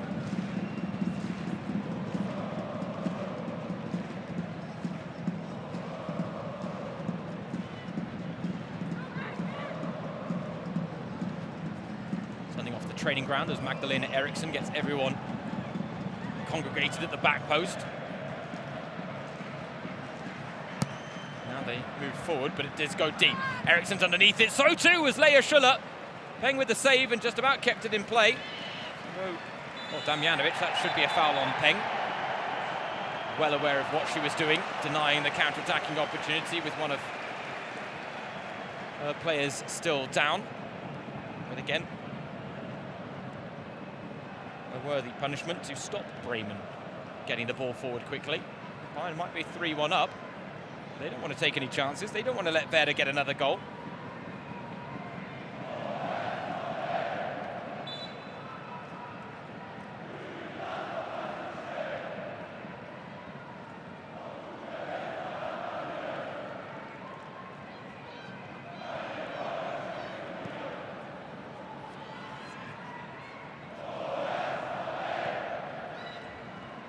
Was the wonderfully unique story leading into this cup final from the Werder Bremen camp. Just over a week ago, they were gifted a puzzle, a 1,000-piece puzzle. A picture of their famous derby win against Hamburg in the semi-finals of Germany's Soul Cup competition this season. It was meant to be their lucky charm. They finished it before travelling to the Cathedral City for this game against Bayern. And it was Sharon Beck in a pre-final press circuit that talked about the fact that everyone chipped in with the puzzle. It was a reflection of what this team is all about.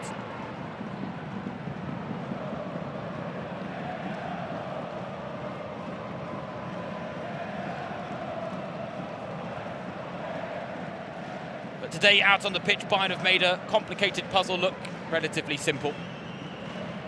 Werder Bremen have had the pieces in place to do the damage. They haven't quite managed to fit them all in together. And unfortunately, in a game against Bayern, on a day like today, they had to get it 100% right. It had to be near perfect. They were going to have to ride their luck and hope that any mistakes made weren't punished. But the mistakes have been punished. They haven't been perfect. And while history made, so there's nothing to be ashamed of from Werder Bremen's perspective, they didn't want to come here and just make up the numbers. They came here to win, and so these players will be disappointed. Finals like this produce the full spectrum of emotions that this beautiful game has to offer.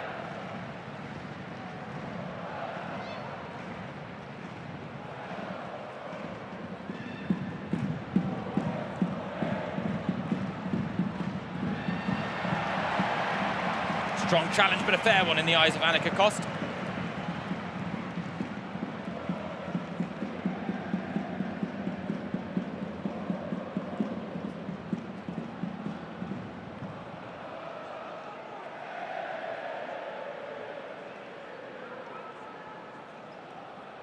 Look at the match statistics, 20 shots on goal for Bayern to the 5 of Werder Bremen. They were always going to have to be the minimalists. There's Mahmoud, creator of Rika Diekman's goal. As runners ahead of her, Sophie Weidauer pointed to where she wanted the ball, but it didn't quite get delivered in the space she was pointing to.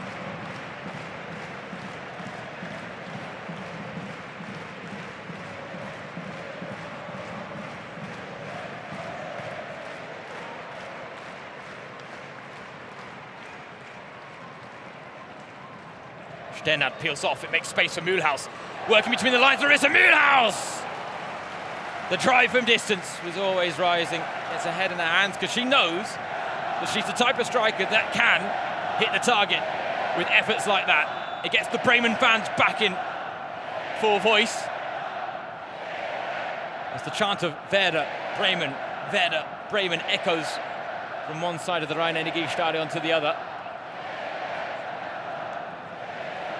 Again, there is no way, in my opinion, that there's only 4,500 Bremen fans here today.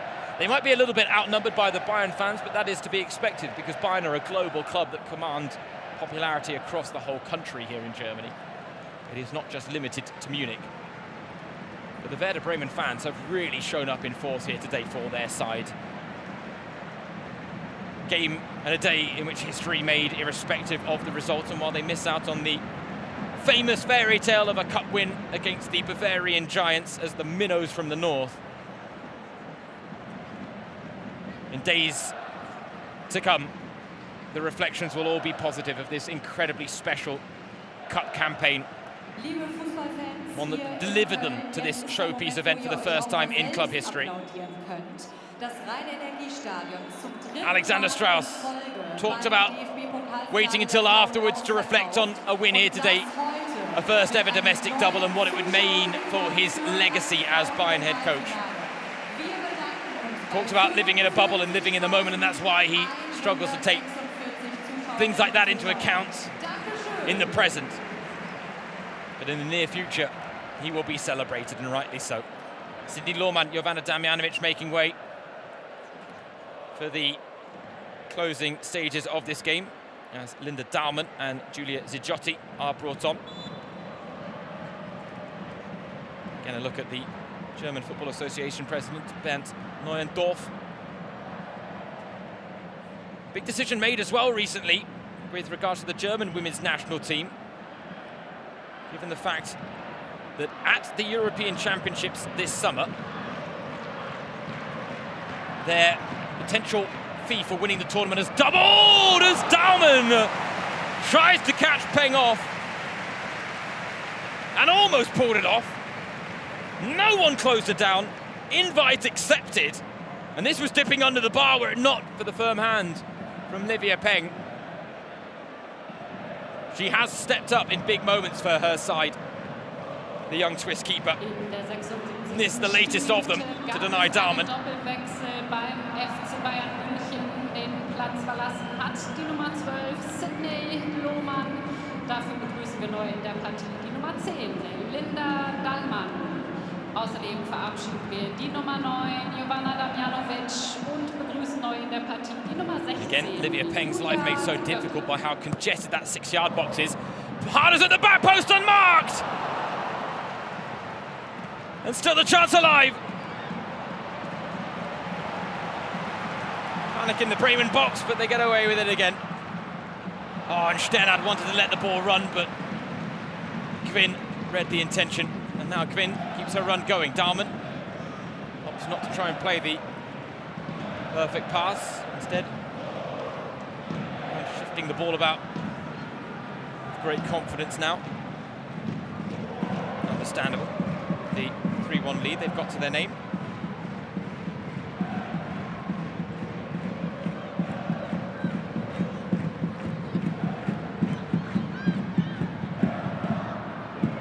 Leah Schuller on for a hat-trick! Delight for Bayern! Just over 10 minutes left to play, and the DFB-Pokal der Frauen final likely wrapped up by the hat-trick heroine for the Giants from Bavaria. A first ever domestic double is now firmly within their reach. They don't just have fingertips on the title, they've got hands on it now. And Leah Schuller has stepped up as a star of the show this afternoon at the Rhein-Energiestadion.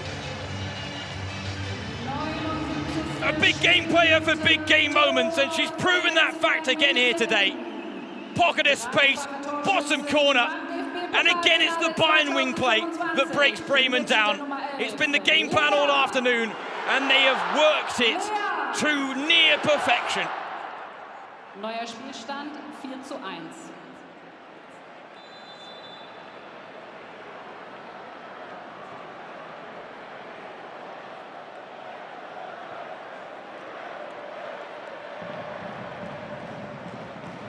And the celebrations start now.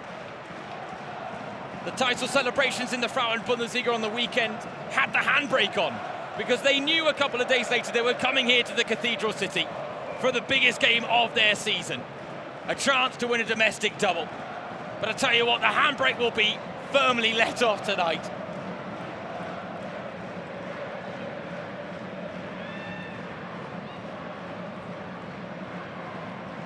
And what a moment of redemption as well for Lea Schuller. You go back to the cup final last season against Wolfsburg, and one particularly big missed chance stands out in the memory. Today, the clinical touch found by Bayern's number 11.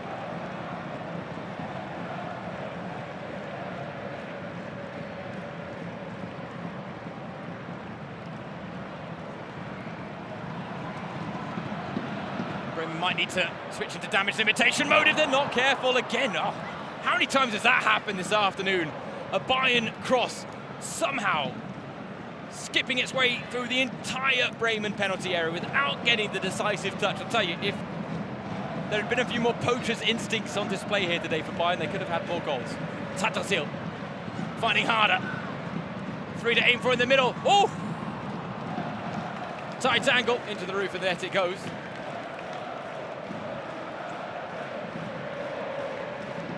A penny for the thoughts of Thomas Horsch as he readies more changes. Talked about the two beating hearts. One will now beat more than the other. It'll be the one of pride. Pride for even getting to this stage of this competition, because for Bremen it's nowhere close to a foregone conclusion. What a journey it has been, and even if it doesn't have the dream ending, as I pointed out earlier, when they reflect on that journey, they won't linger on the disappointment of today's result in isolation. Oh! Tuana Mahmoud. One assist already. Just talking about the Bayern crosses that have flashed across the face of goal at one end, and well, there's one for Bremen at the other. Could have gone anywhere. Juliana Wirtz and Mocha Papai coming on for Werder as Sophie Weidauer and the goal scorer Rika Diekmann make way. Weidauer was the cup heroine in the semi-finals with her 2 goals, helping clip that 3-1 win against Hamburg today. Diekmann with the goal, not enough for the heroics as Papai wins it well for Bremen. Little 1-2 and Mocha Papai looking for the immediate impact off the bench, the Bremen midfielder, but in the end the chance peters out.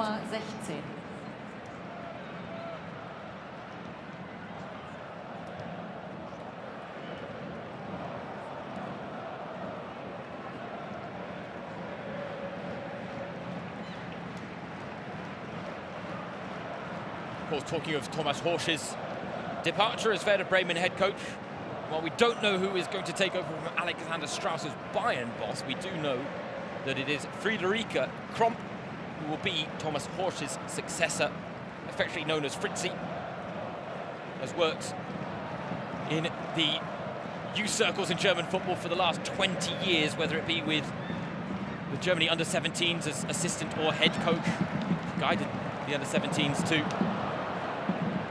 European Championships title.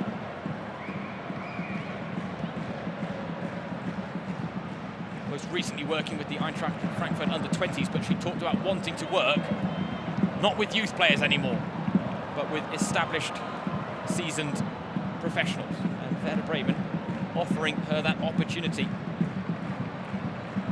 She joins the minority ranks, unfortunately, of female head coaches in the Frauen-Bundesliga.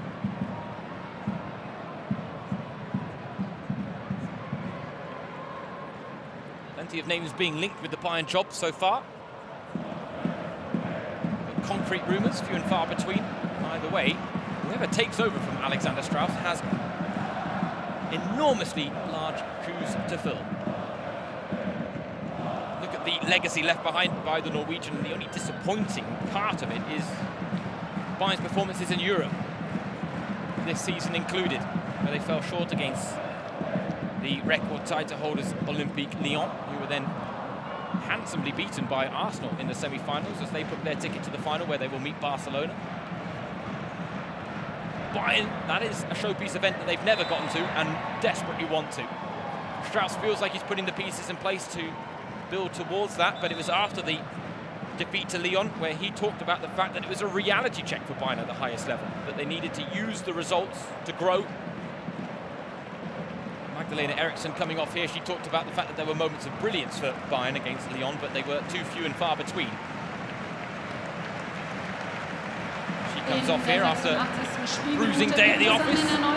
Vanilla Harder also makes way on in their place. Ariana Caruso, and a nice little moment, a storyline at the end of this DFB Pokal final as Michelle Ulbrich, the woman who left Werder Bremen to join Bayern in the winter break, comes on against her former club. No friendships will take priority for the final few moments of this game. As Mahmutovic was off her line, Mühlhaus spotted it, but couldn't produce the Hollywood effort to capitalise.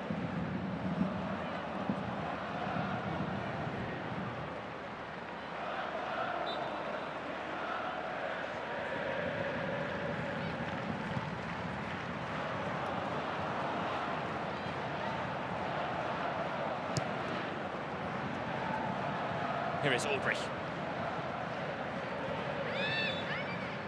Excuse me, Julia Sijotti.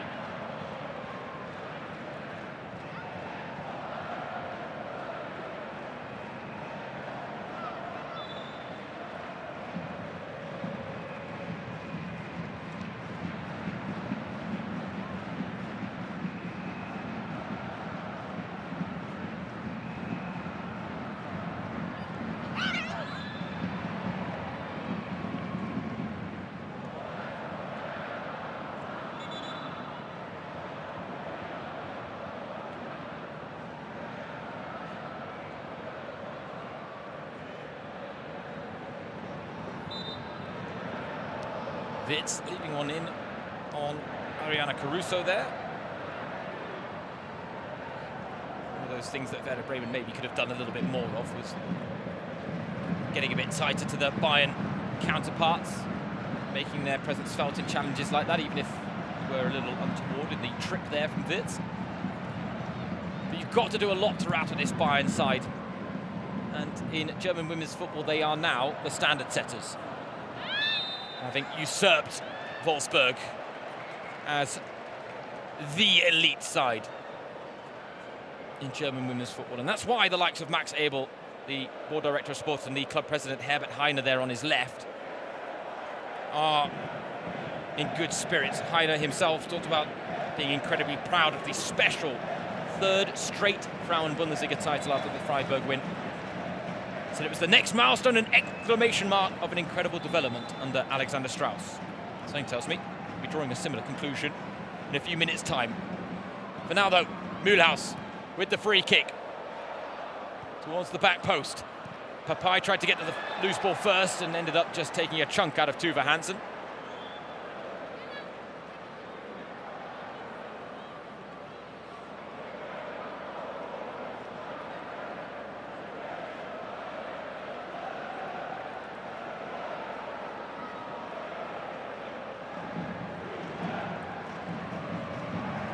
Alexander Strauss, the Bayern head coach, prowling the sidelines, I can tell you, and he's starting to take the moment to look into the faces of the Bayern players behind his dugout.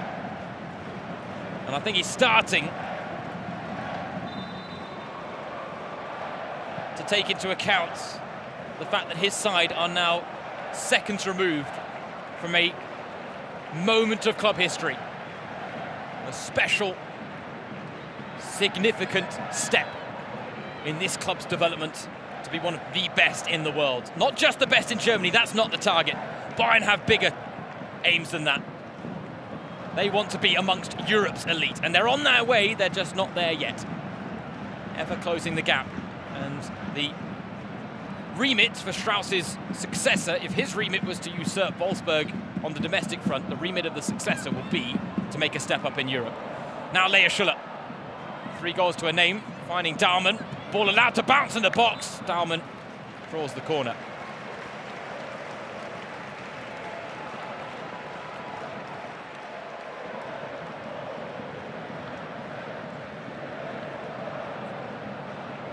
Werder Bremen in their first final could have become the 11th different winner. Bayern winning this title in 2012. He's not a man that lets out a lot of emotions, Alexander Strauss. Titles seem to be the key. Corner comes in and Schüller again peeling off at the back post, this time Juliana Wirtz, maybe having seen that corner routine many times from the Bremen bench. Snuffs out the dangers. We've got 3 minutes of time added on at the end of this showpiece event at the Rhein-Energie-Stadion. One of only 2 pieces of silverware on offer domestically in German women's football. I guess 3 if you count the Super Cup, which was played out for the first time this season.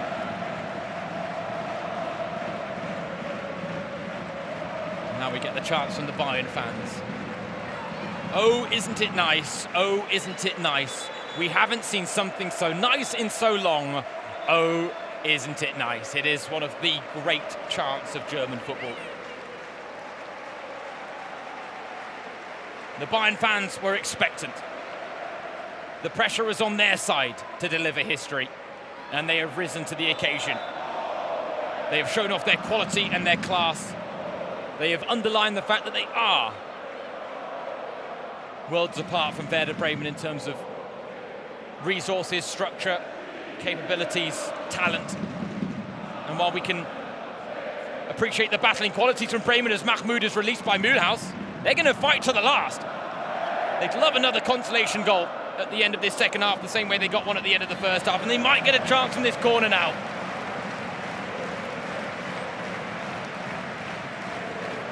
From the neutral perspective, you certainly wouldn't begrudge them, but the celebrations are starting on the Bayern bench. Hugs all around for Alexander Strauss. The smile starting to be etched on his face the way that Bayern's name will be etched on the title and on the trophy.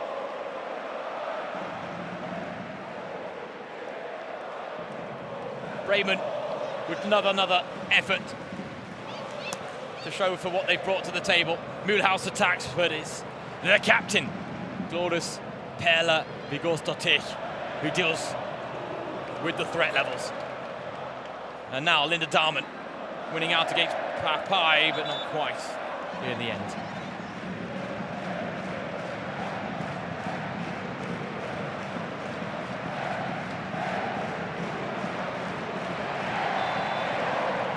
Caruso penalised.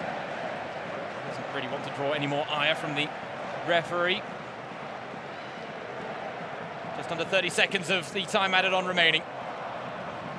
Bremen in last chance saloon. Another free kick with the final chance of this DFB-Pokal der Frauen final. Bayern are going to put the icing on the cake of their spectacular season with a domestic double, but could Bremen add a sweetener at the end of this showpiece event? Their debut in the DFB-Pokal final. Mühlhaus, there's only one option here. She has to go for goal. It will not take the gloss off the result, the performance, or the celebrations of Bayern, but it would be no less than Werder Bremen deserve. Last chance of the game. Mühlhaus from the free kick. Mühlhaus! Oh, yes! It's a beauty from Larissa Mühlhaus! And while it's not enough for Bremen's fairy tale ending in the DFB-Pokal der Frauen final, it's a fairy tale ending to the last 90 minutes of football action. The white flag was never raised by Werder.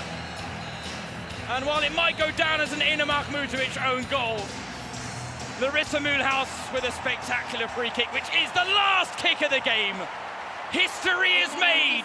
Bayern München clinched the club's first ever domestic double at the end of a 6-goal thriller in the DFB-Pokal der Frauen final. What an occasion. What a game of football. What an advertisement for German women's football. But credit to Alexander Strauss and Bayern München. They have been a title-winning magnet in his 3 years at the club. And he now gets the perfect parting gift of the club's first ever domestic double. He has delivered them to the promised land of being Germany's #1 team. That status underlined by the performance and the result, not just here today at the Rhein-Energiestadion, but this season as a whole. Wolfsburg's 10-year reign in Germany's Soul Cup competition comes to an end, and Bayern, amidst the changing of the guard in women's football, are the side that for the first time in 11 years are the new winners of the DFB-Pokal der Frauen. And just look at what it means to them. You got to feel for Werder Bremen. They came here with a puncher's chance, but well, they landed 2 lucky punches. It just wasn't enough. Because in this wonderful spectacle, it really came down to individual quality. And while they're missing big names like Lena Oberdorf, Georgia Stanway, Katharina Naschenbank, Bayern's individual quality told, and she was the heroine, Lea Schuller with the hat-trick. What a moment for her. What a redemption ask for the woman who twice missed out on glory in this competition with SGS Essen, but finally now she has it with Bayern München. Thomas Horsch will leave as a legend amongst Werder Bremen head coaches. The development that his side have undergone is nothing short of remarkable, but then to the same extent, Alexander Strauss. Hats off to the Norwegian. 3 years at the club. 3 years of real, genuine success. But the point he makes is that while the titles are obvious, it's the work behind the scenes that has made so much more difference for Bayern, instilling the winning mentality. And now he holds court saying, well, I've done my job. I've given you the platform. 3 years, 3 Frauen Bundesliga titles, now the domestic double.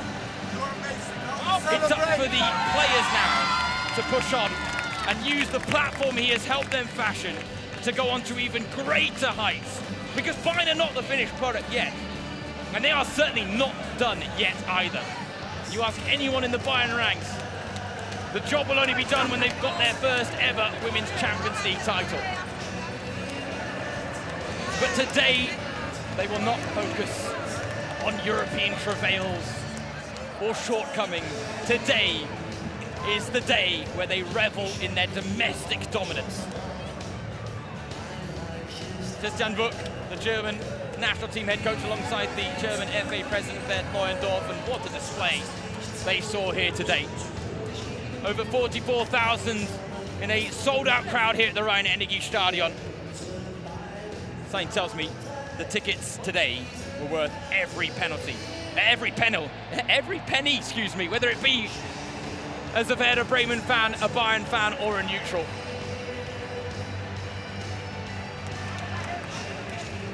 Now Alexander Strauss will take a moment to recognize sometimes the unsung heroes, the Bayern fans.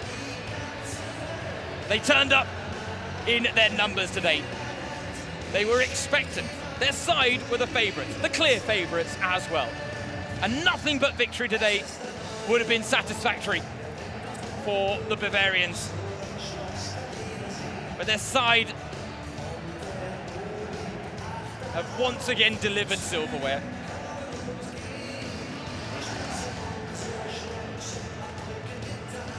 Two more games to go this season. And the title celebrations will be ongoing.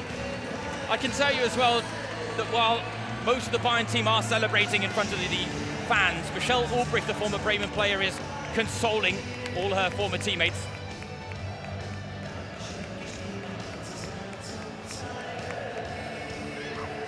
And now we also get the opportunity to go down to the sidelines with our reporter, who has Bremen defender Hannah Nemeth with her to give her thoughts on the DFB-Pokal der Frauen final.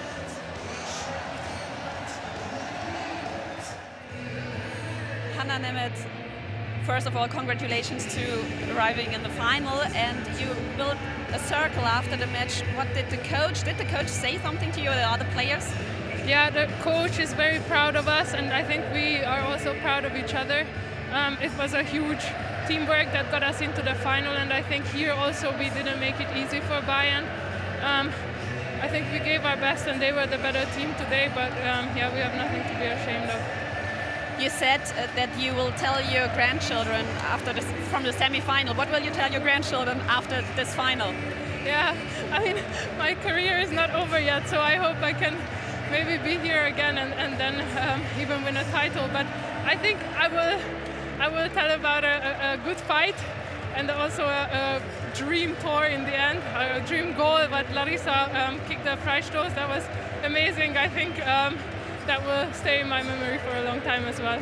And also the fans, they cheering you the whole game, even in the last minutes. How amazing was that for you? I mean, you're the defender. How much did you hear your teammates? Yeah, we didn't hear each other. We heard the fans the whole time. When I look around, I see the stadium all of them are in green, and I think a lot of people supported us today. Came here from Bremen. It's many hours away. It's amazing. They were so loud the whole time, and yeah, I want to say thank you to them as well. Thank you very much. Thank you. Wonderful moments shared between the Bremen players and their fans, and the Bayern players and their fans as well. But nice to hear there from Hannah Nemeth. And she said all the right things. Bremen have nothing to be ashamed of. They did give Bayern a good fight. They can tell their grandchildren about this moment. And while for some of them it might be a once-in-a-career opportunity, the hope will be that it's not the case for everyone. Whether Werder Bremen can march their way to another DFB-Pokal final in the next couple of years remains to be seen. But these players have proven that they can compete with some of the best that German women's football has to offer. And even if their short-term future is with Bremen, maybe their long-term future was with bigger clubs. Maybe in a couple of years' time, someone like Larissa Mühlhaus might be plying her trade for Bayern München. Today, she gets the Traumtor, or the dream goal that Hannah Nemeth was talking about. And to be honest, I hope it goes down as a Mühlhaus goal and not as an Ena Mahmutovic own goal. But at that point, we are at the mercy of the statisticians, because her stunning last kick of the game put the gloss on a wonderful performance for Werder Bremen. And while it ends in defeat, they have so much to be proud of. For the women in red, though, as mentioned, celebrations had handbrakes on them after the win against Freiburg, but the handbrake will be off. Right now, we can go back down to the sidelines to hear from Tuva Hansen, who I'm sure has a few things to say about this 4-2 win for Bayern. Well, Tuva Hansen, first of all, congratulations. I mean, the players also dancing, celebrating. It's just a couple of minutes done. How does it feel? It feels great. I mean, we made history today and it's unbelievable. You did a really good assist on Lea Schüller from the 3-1, I guess. It was your pass, your assist. That was perfect, I guess. Yeah, we're roommates, we have a good connection. So there was not the big party on Sunday because you wanted to win today as well. How much do you celebrate tonight? A lot. This is everything we've worked for the whole season, so we're just gonna have so much fun tonight. Do you have any plans? Or did the coach have any plans? I think they have planned everything for us, so I'm just joining. Okay, then enjoy with them. Thank you very much. We'll go long into the night here in the Cathedral City, one of the best cities to party in here in Germany, if you ask many. Right now, though, a fitting guard of honor being given by both sets of players to the officials for today. Annika Koss, let's not forget, it was her first DFB-Pokal final.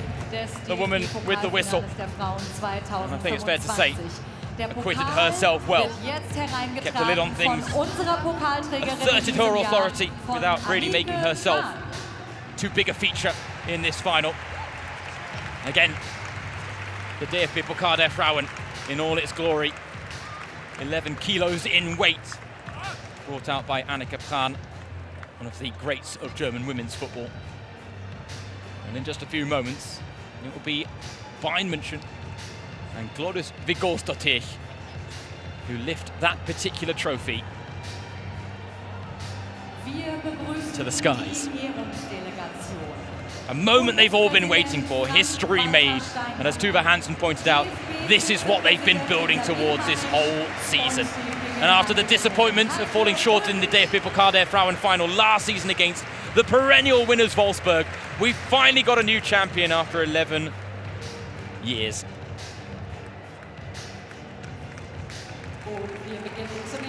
Annika Kost admitted that she was going to get goosebumps before the game. What a worthy reception for our referee and her assistants. Jasmin Matischak, Jessica Bergman, fourth official, Annalena Heidenreichen. They weren't needed today, but it was Katrin Rafalski and Dr. Reem Hussein in the Kölner Keller, where all video assistant duties take place. The Köln basement is the translation of that. The headquarters for the video assistant referees.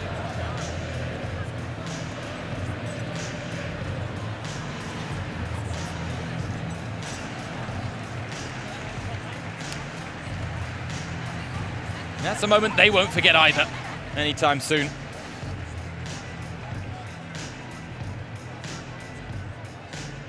And they deserve their moment. Und jetzt, liebe Fußballfans, brauchen wir euren Applaus aus beiden Lagern. Werder Bremen now take their own personal guard of honor, not just from the Bayern players and Bayern staff, but the Bremen fans, who, I tell you what, they are still here in number. I'm looking around the stadium right now. I'm not sure any of them have left, despite the result. And what does that tell you about the connection between this club and its fans? It was Sporting Director Clemens Fritz who talked about the growing demand being enormous for women's football in Bremen, talked about the great resonance that this team has with its local fans, and promised that just like this season, that next season the budget will once again be raised for the women's department. And they certainly deserve it. Back-to-back record-breaking seasons in the Frauen Bundesliga, the fairy tale of a first ever trip to the Rhein-Energie-Stadion for their first ever DFB-Pokal der Frauen final.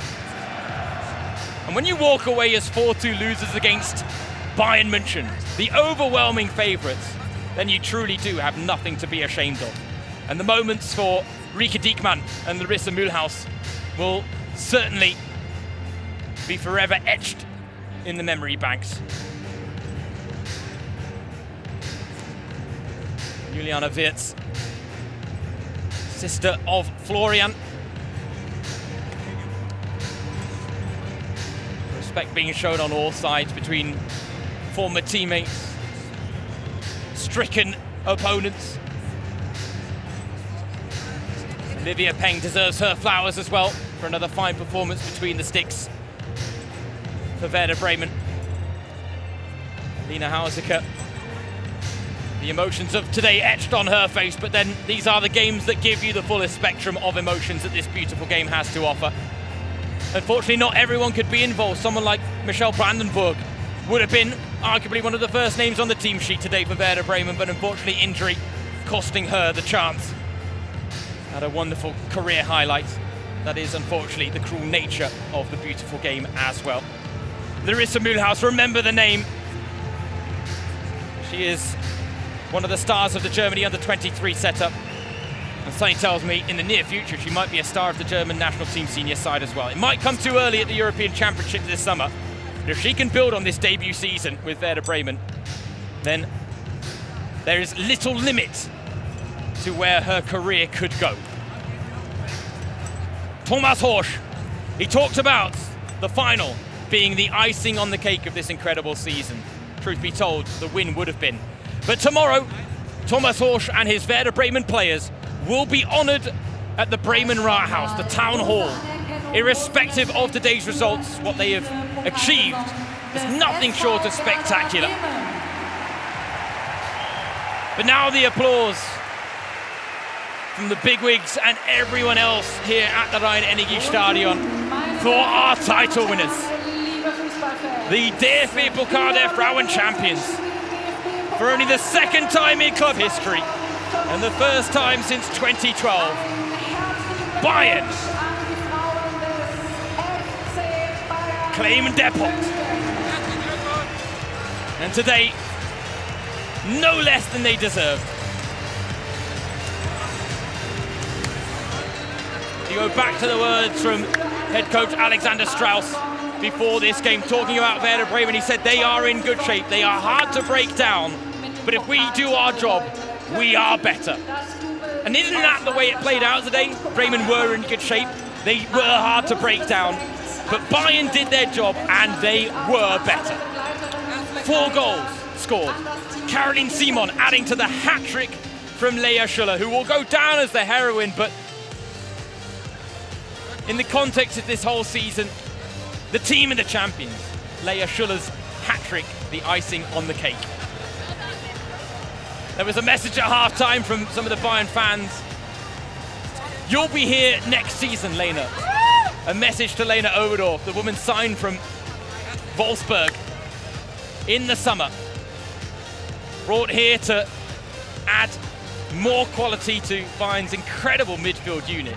And she still hasn't even made her debut. And yet this season, Bayern have done the domestic double, even without Lena Oberdorf, even without Katharina Naschenweng, with their #1 goalkeeper, Marla Gross, struck by the diagnosis of a malignant tonsil tumor, needing an operation, and the emotional upheaval for both her on a personal level, but for the club as a whole as well. Alexander Strauss, though, credits his side with drowning out the noise despite the off-the-pitch turbulence. But they won't be drowning out the noise in a few moments, because they will be looking to lap up every decibel of the roar from their fans. And there we see the injured trio, Oberdorf, Naschenweng, Georgia Stanway. I guess it's worth pointing out, while Wolfsburg haven't won this title for an 11th straight season, Lena Oberdorf keeps her track record of winning it going.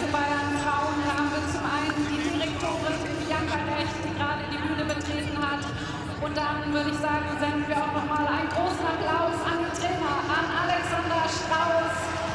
Er verabschiedet sich. Alexander Strauss now getting his plaudits as well from the Bayern fans that made the near 600-kilometer trip north. He gets his DFB-Pokal winner's medal at last, cementing his legacy as one of the greatest head coaches that Bayern have ever had on the women's side. But now the legacy of his charges set to be cemented. Vom Bundespräsidenten Frank-Walter Steinmeier, und wir gratulieren den DFB-Pokalsiegerinnen 2025.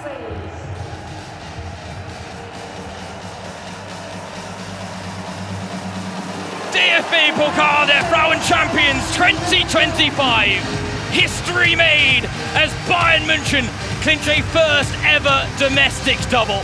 And what a way to do it. At the end of a 6-goal thriller against Werder Bremen.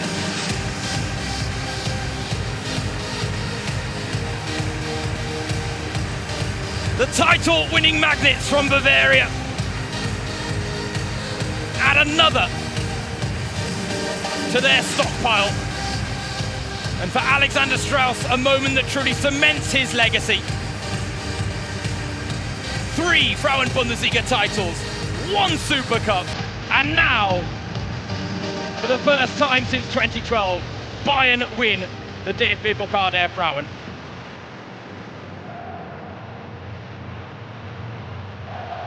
The pride will stretch throughout the club. The power brokers here to see the Bayern women in all their glory. And for Alexander Strauss, can you think of a more perfect parting gift as he lifts the DFB-Pokal aloft in front of the women that he's worked with so hard and for so long to get to this point in their development? He has laid the foundation for further success. He came here with a remit of making Bayern a dominant force in German women's football, and he has delivered them to that promised land. And now he will revel in this moment with his players, with his staff, everyone that has played a part in getting Bayern to where they are here today.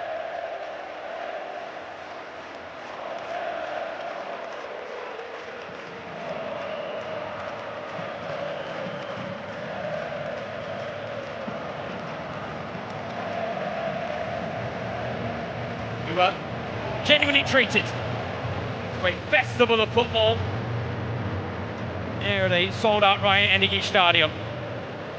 This was the moment, for the first time in 11 seasons, a new champion crowned in Germany's Soul Cup competition. Wolfsburg's decade of dominance is over. Bayern's era of dominance might just be beginning. But if this is the start of things to come, it is going to take something quite special to knock Bayern off their perch the way they knocked Wolfsburg off of theirs. Because this team is special.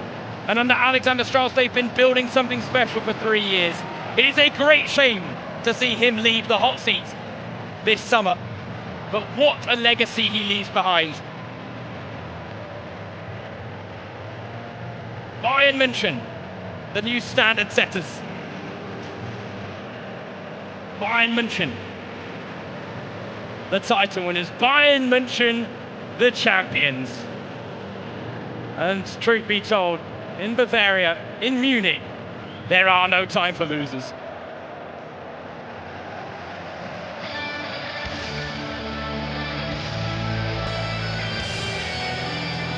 But the fact is, these are just the start of the celebrations tonight. Tuva Hansen pointing out the plans have been made behind the scenes.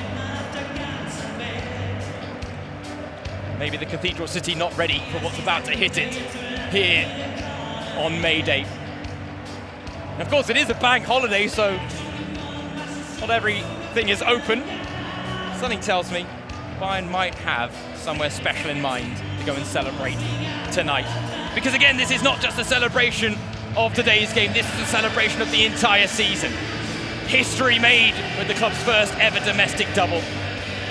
We've got the specially printed t-shirts being brought out now by the Bayern staff. Alexander Strauss, a man who is normally so cool, calm and collected, finally lets the emotions out, because what a journey it has been.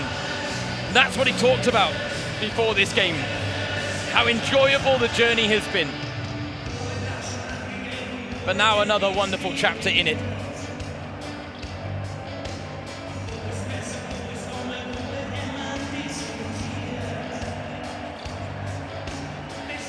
These are the pictures that will be seen for weeks, months to come. Likely will feature in one of the upcoming episodes of Bayern's club documentary, More Than 90 Minutes, which has been following the current campaign.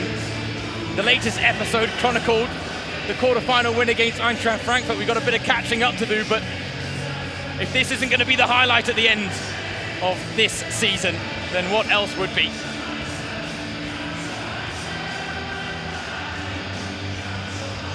Stern des Südens, Star of the South.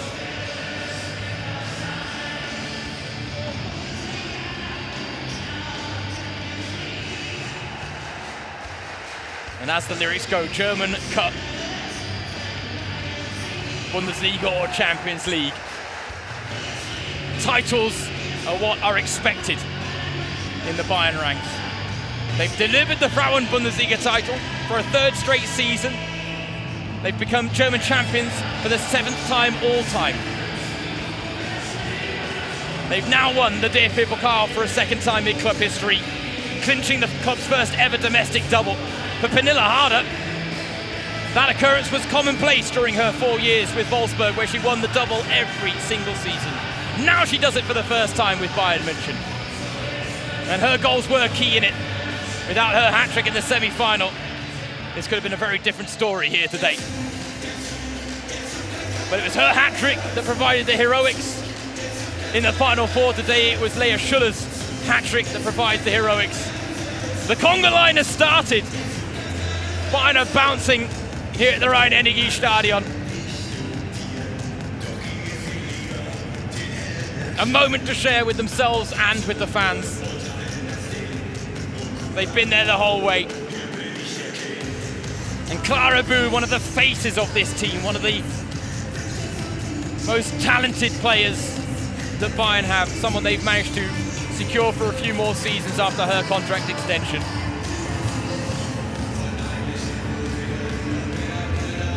She stayed and committed her future, claiming that she had a gut feeling there was still a lot to achieve. That included what they have achieved here today.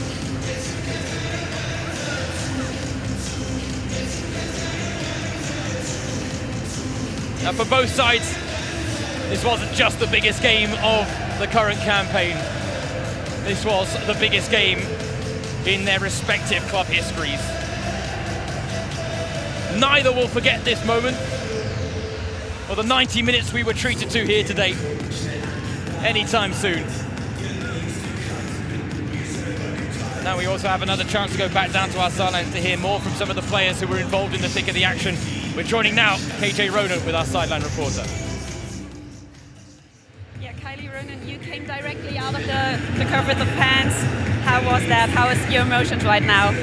As much as it's such a bummer to have a loss in the final, our fans are the coolest ever. I come from America where women's football is not treated as cool as this, and our fans are just the best, and everyone was smiling, wants to give us a high five, and they don't care that we lost. They're just so happy to support us, and I'm also so thankful that so many people come out and watch a women's football game. It's such an honor.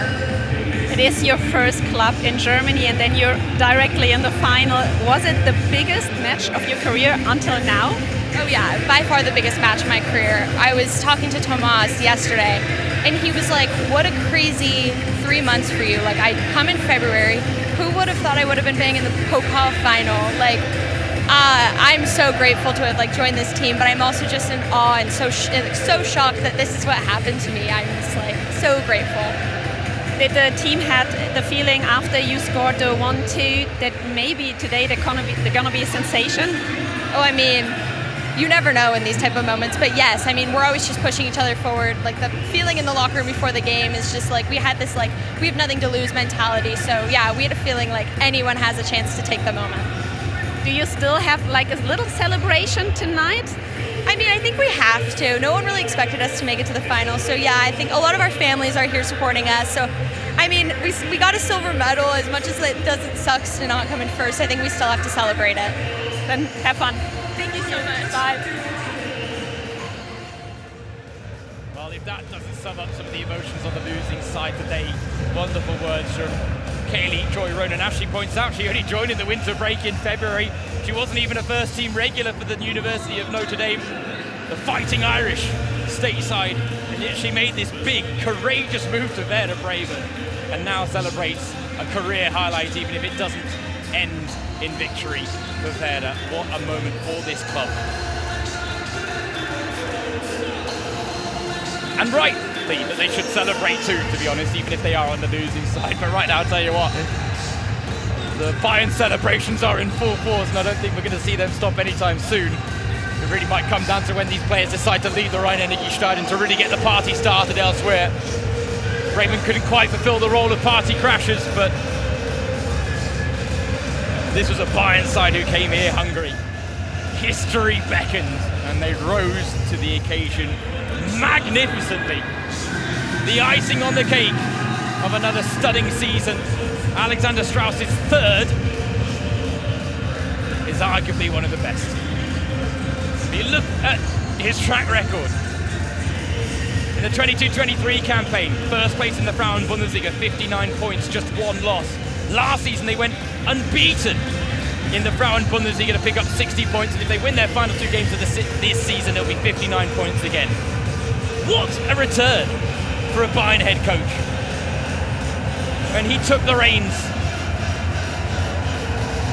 after the time under Jens Scheuer.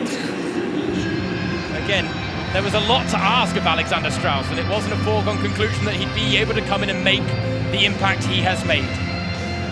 To knock Wolfsburg off their perch, and yet he has successfully achieved exactly that feat, something that if you went back 3, 4, 5 years ago in German women's football, many would have thought was impossible, because Wolfsburg were so good. But I tell you what, the work that Bayern have done on and off the pitch in the last few years, they are deserving of their new status as the fresh dominant force in German women's football. One that has been underlined here today, history. They will revel in this moment They will revel in this afternoon. And these are pictures that will last a lifetime. FC Bayern forever #1.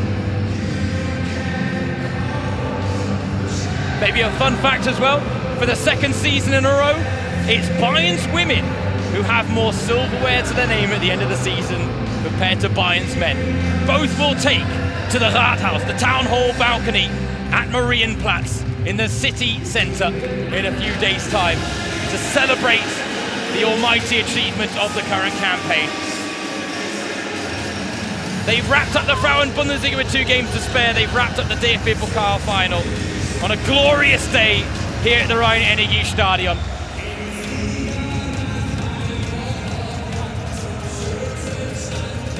And truly, the advertisement for German women's football could not have been better here today.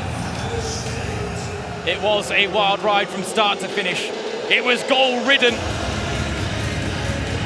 But in the end, at the end of a 6-goal thriller, it is Bayern who emerged victorious by 4 goals to 2. Bremen with a consolation effort at the end of the first half and a consolation at the end of the second as well, with perhaps the pick of the goals from Larissa Mühlhaus from her direct free kick. But the fact is, Lea Schuller will be seen as the cup heroine with her hat-trick. These Bayern players have given their all over the course of an entire season. The cup campaign saw them beat Zand 6-0 in the second round, Freiburg 2-1 in the round of 16. They had a tough test, winning after extra time 4-1 against Eintracht Frankfurt in the quarterfinals. Then Hoffenheim gave them a good run for their money. They were 2-0 up in the semi-finals until Harder's hat-trick completed the comeback, booking their ticket to the final, where they got off to a perfect start here. Bayern. Lea Schuller with the first of 3 after the ball came back off the bar from the Julia Quinn cross. Lea Schuller showing off her predatory instincts. Then one of the best combinations of the entire game, the passing move from Bayern to break down Bremen down the left wing. Nothing short of stunning. At the end of it, the finishing touch applied by Caroline Simon. The roar to the sky, underlining exactly what it meant to Bayern to double their advantage before the half-hour mark on the day they were chasing their first ever domestic double.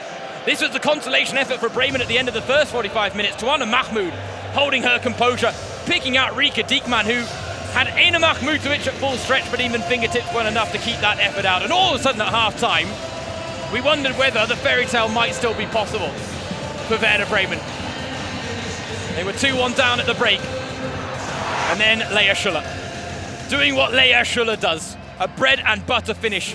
The marking left a little to be desired, but a towering, commanding, thumping header that restored Bayern's 2-goal lead. And from there, well, there was really only one ending in sight, and that was a victorious one for the Bavarians. Lea Schuller then capped off a dream day at the office with her 3rd of the afternoon.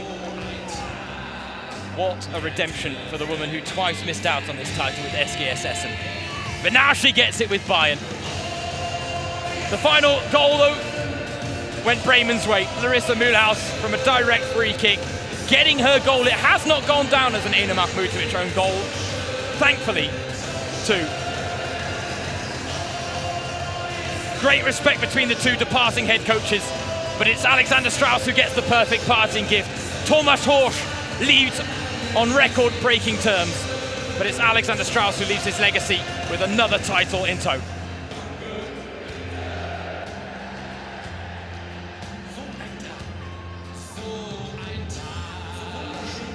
And now to hear from one of the Bayern stars. She was the hat-trick heroine in the semi-finals, didn't get a goal today, but let's hear from Pernilla Harder down on the sidelines. Congratulations. You won the double for the first time in the club history. How does that sound for you? It sounds amazing. I'm really, really happy. I'm so proud of the girls, the team, everyone around the team. We worked hard the whole season, so yeah, it's just amazing to end it with the double. You won the last 10 years every time the championship. You've won it 4 times the double with Wolfsburg. Now you won the double with Munich. How is that possible? Do you even realize that? Well, of course, I count my titles, but yeah, I just gave everything I have. Every season I play, every season I play, I want to go in and win it. That's my mentality, and until now it's worked pretty good, and I hope it can keep going like this. It is the last season of your trainer. He's leaving in the summer. On Sunday he got a beer shower. Does it happen today to him too? Yeah, I'm sure when we get some beer, we haven't got it yet, but when we get it, he will get a shower, yeah. So how does the celebration look tonight? Well, the celebration will keep going in the locker room, and then we will also have a party later where friends and family will be there as well. So it will be really good to celebrate it with the family as well. And do that. Thank you very much. Thank you. Bye. One of the greatest of all time, Pernilla Harder. 10 straight seasons at the highest level in which she has collected silver. We talked about Wolfsburg's incredible record. Of course, she had a big part to play in that as well, but on personal terms, from her time with Lynn Köpping back in 2016 to 2024, what a story. And now, one more interview with Glóris Vigórsdóttir. Congratulations, you won the double and you won the first cup since 2012 for Bayern Munich. Do you have any emotions right now? Yeah, I mean, it's unbelievable. I think it's very special for the club. It's a huge event. It's been a while, and this was our goal, and today we made it, so I'm incredibly proud of all the girls, the whole staff, team, everyone. It was an incredible day. How hard was to put the focus on this match? I mean, you've been the favorite, Bremen been the underdog. Was it also maybe a little bit in your head? You seemed kind of nervous in the beginning of the match. I think the cup is always special, and the cup is a little bit made maybe for the underdogs in a way. So of course we knew it would be a tough game. Werder Bremen is a very good team, and they thrive in these moments, and you could hear their fans the whole game, and this was also a very big moment for them, so you have to respect that, and we have great respect for Werder Bremen also, and I think today they really showed up and they gave us a game, and that's what you want in a cup, isn't it? But I'm really happy that I think overall we were the better team. We created lots of chances, we could have scored more goals, but overall it was a very good, fun game to play. You also give a game or a win to your trainer, to your coach. He's leaving in summer. You have anything prepared for tonight for him? It's not my department, to be honest. We have an event team. But I think we all know that we have 2 more games in the league. But of course we'll celebrate this. We'll celebrate our double tonight. And it was special to be able to give this to him as well as his farewell gift. Because this is partly, or a big part of this is because of him. So of course we wanted to give him something before he left. Thank you very much. Enjoy the day. Thank you. Bye. Can I take this again? Sure, I'm gonna back up. Wir sind jetzt runter, wirklich runter.